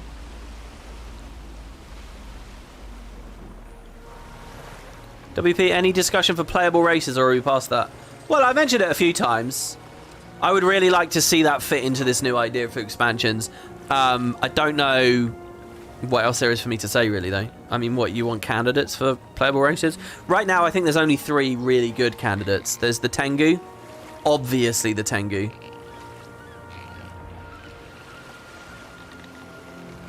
Where would they even fit now, though? Oh, God, it's so tricky, isn't it? What, we're going to go to another continent that turns out to have a bunch of Tengu in it? Where does a place like the Dominion of Winds fit now? When do they add that? When do they add that? Is that just coming with an expansion and the Tengu, even though it doesn't really have anything else to do with anything else? They just plop that on the side, maybe? I know, it's a bit iffy, isn't it? Since they didn't come with Cantha, it's a bit of a blow. Anyway, I think the big 3 are the Tengu, the Kodan, and the Lagos. I think those are the 3 major races. I think they can do, you know, in WoW you get sub races. I think that would be really good in Guild Wars as well. And there's loads of possibility for like sub races that they could do. You know, if you look at the Asura, for example, the Guild Wars 2 Asura, like really cutesy, ugly, you know, big blue eyes, rounded features. They're not sharp-teethed, angular little goblins with black eyes, you know. And the lore reason for that is, well, they've been on the surface for 100 years or what, 250 years, so now they're adapting. But, you know, you could do a sub-race where you get a proper, you know, like a Depths Asura that looks like the Guild Wars 1 a little bit more, maybe. You can have other varieties of Norn, other races of Norn that, you know, have different transformations and different, you know, there's loads of things they could do.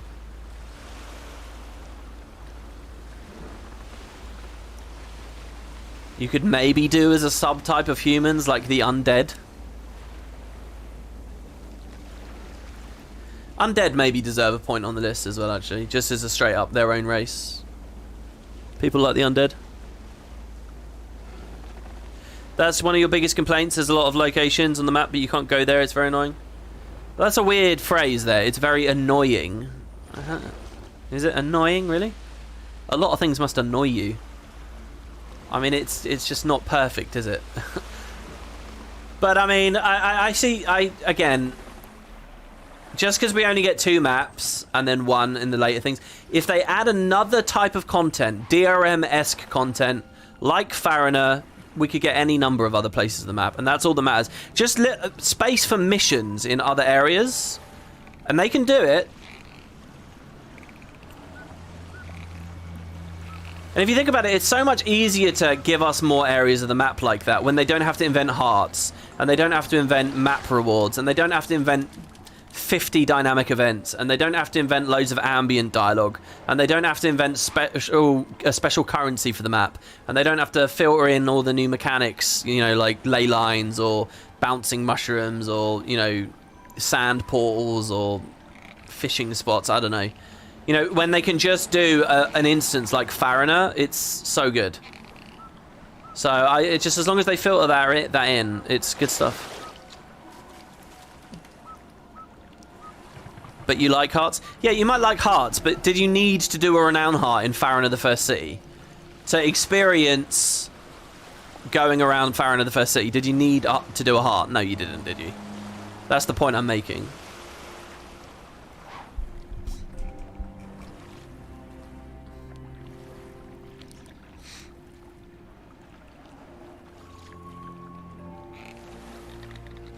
How do the Awakened and the Risen differ? Yeah, well, the Awakened are sentient. The Risen are just bumbling around.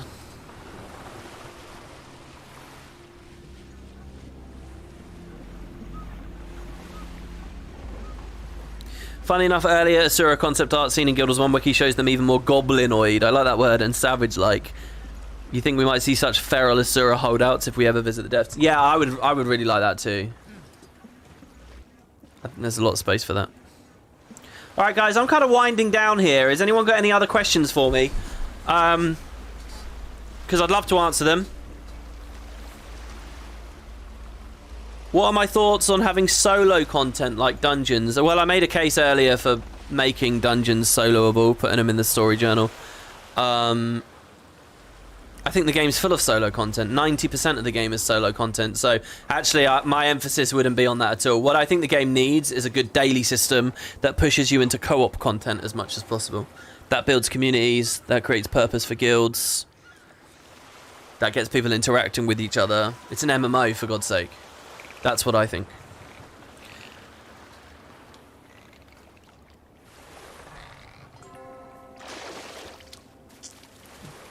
The Asura equivalent of Falmer? That's a good way of thinking about it. You dig it? That's a pun as well, underground. Do you think they'll ever add another World versus World map or a few and rotate them? I think they should, yeah. I think 2 Alpine is just so weird. There needs to be at least one more. One more map. Give it a good theme.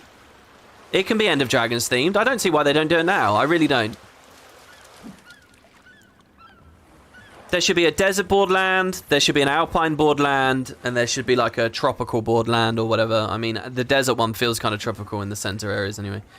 And then EBG in the middle. You know, I think they have to be careful not messing with established stuff too much. But the double alpine is just weird. I mean, I think they should have changed a long time ago. There's actually huge amounts I would change about World vs. World, but it's a precious little fragile game type with a bunch of people with what's that phrase, Stockholm syndrome. You know, they've come to love their prison, they've come to love their captors. You know, they're in an inadequate, imperfect game type that could do a lot of things better, but they'll rebel at any kind of change, so they'll just get stuck in it. I won't put much effort into it. You hate this impression of World vs. World? This is true. ArenaNet can never do something dramatic with World vs. World ever again. They can't. World vs. World is incredibly intolerant of change. I'm sorry, but you can say that about most modes. Yeah, but most modes aren't fundamentally broken. Or maybe they are. Maybe they are. Maybe I'm talking shit. Oh, this one's really hard. I think we're gonna mess it up. And again, I've noticed our food's dropped.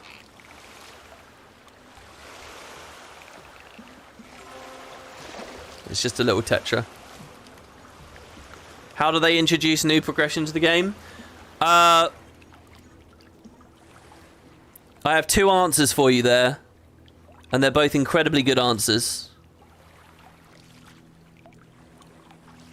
Well, actually, I've got like a million answers for you. There's so many good things they can do. I don't know, what do I pick at? One is Fractals. Fractals needs a rework. Fractals are the place for progression in PvE. They are the place that's supposed to cater to MMOs that love grinding more stats and getting stronger and so on. Fractals should be lots more progression than it currently is. T4 is a joke. There should be a lot more tiers. There should be a lot more AR that you can build for them. And, you know, that should be the place that people get pointed to.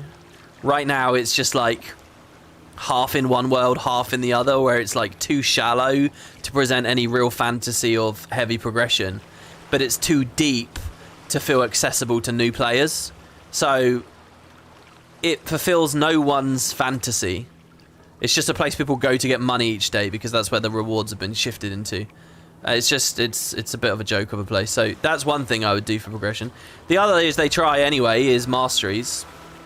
The masteries are kind of, you know, quick little one time ever bit of progression each time a new X-Pack comes out. So they'll have that.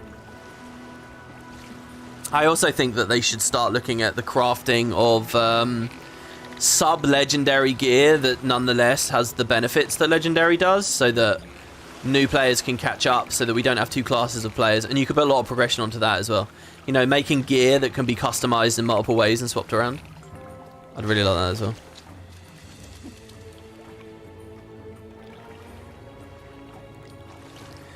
Oh yeah, Jade bots, kind of. Jade bots will be done though in a year. They're only going to have a few more patches, right? And then we're in a new expansion, and I doubt Jade bots will have any relevance there, so it's funny to think of.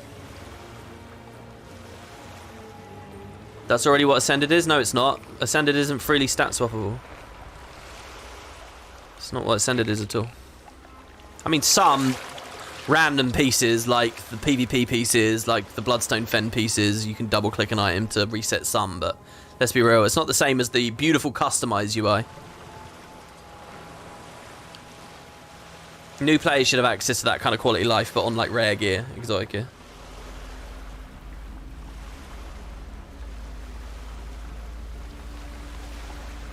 Jade bots have relevance everywhere now that for the item gathering all over the map. Well, yeah, I mean, lots of masteries have relevance everywhere. The Signet of Agony has relevance everywhere. The EMP has relevance everywhere. The res on the Jade bot has relevance everywhere. That's all power creep that I would rather not be true, but... Mini expansions to fix champions and Dragonstorm, please. What, you mean in terms of the story? No, man, that ship sailed. It's over. It's over. That is the story, dude. I mean, you've just got to get over it. You've got to do what I do, which is try not to think about it much, and just tell yourself that there's good stories to come. There is nothing else. I'm sorry. Dragonstorm is what it is.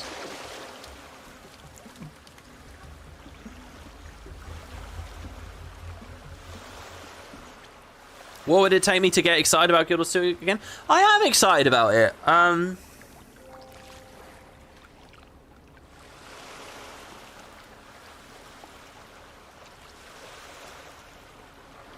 I think, you know, I'm so connected to this game, I'll always be excited about what this game does, and I'll always support this game and hope that it does the best it can.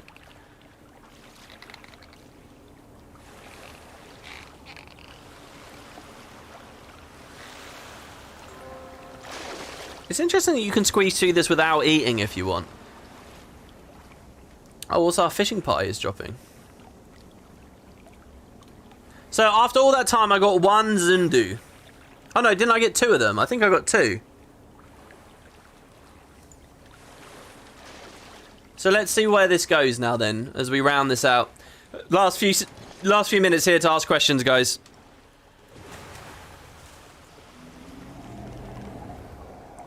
You're excited about the new expansions, will it be worth it or not? Well, what basically, guys, look, let's be very real here. I've just rambled away for however long, just because it's nice to have a bit of content. There's not actually been very much meaningful or worthwhile I've said here.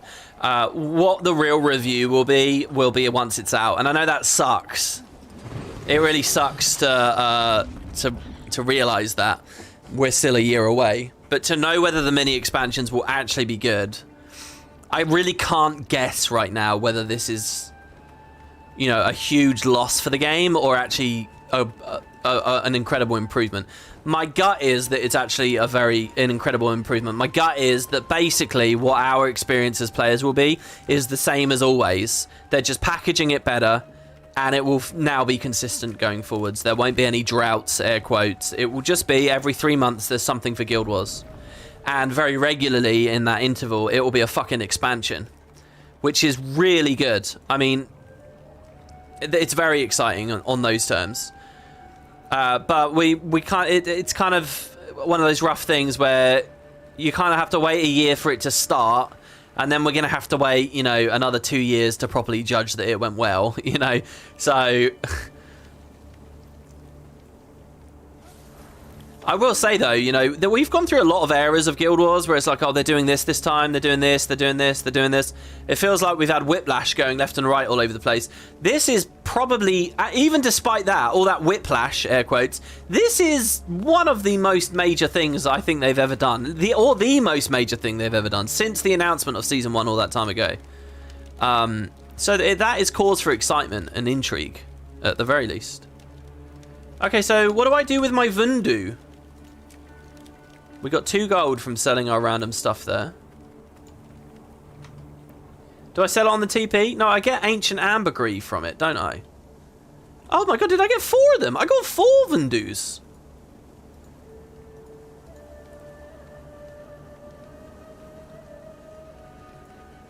What should ArenaNet do with the Edge of the Mist? Don't ask me, I'm not... I love Edge of the Mist. I think it's a brilliant map. I really love Edge of the Mist. I think it's awesome, but World vs. World does hate it, because it's not open field Zerg v Zerg, is it?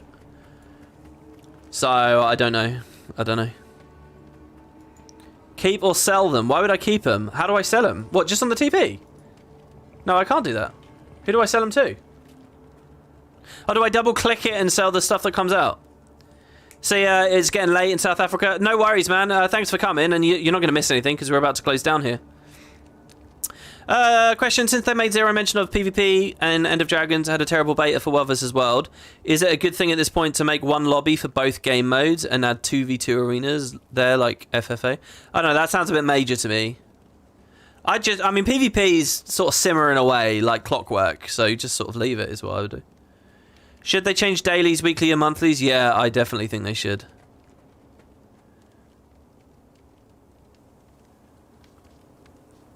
Hold up, that's unfair about World vs. World. What, the Edge of the Mist thing? People hated Edge of the Mist. Oh, you mean that person saying that alliances sucked? Yeah, I can't really comment on that because I didn't do much of it. You bought End of Dragons in pre-order but didn't have time to play. Should you first play Season 1? You played everything else there is. I mean, it might be nice. It's pretty low quality, Season 1. So, as long as you're not so fickle, you're going to get burnt out and frustrated. End of Dragons is really good. The quality is properly up there. I mean, the story itself that they're telling, I think, is questionable. But the quality, the implementation of the story is really good. So, I think you'll have a lot of fun with it. Trade 10 pink fillets for another ambergris. Wait, so hold on. Is it at the fishmonger? Okay, I'm going to buy this, right, from the Flawless Fish Fillet. So, if I double-click these, do I get Flawless Fish Fillet? I do. I got 2.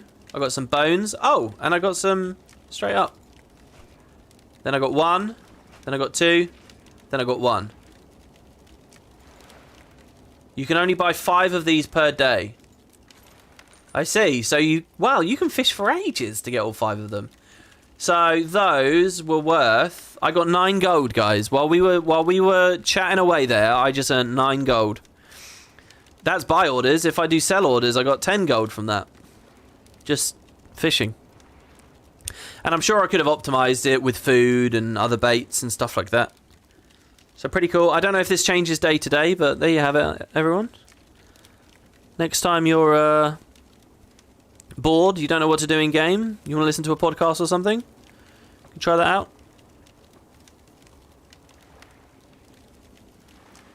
They sell fast too. Kaineng is boring. Oh, can you do the same in Kaineng? Interesting. Well, there you go, guys. There's some waffling, off-the-cuff, ill-conceived thoughts about the change.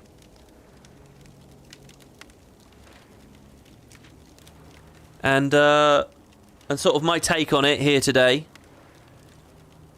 I hate to keep doing this because I've begged for comments on that other video. I've been doing nothing but begging for comments here.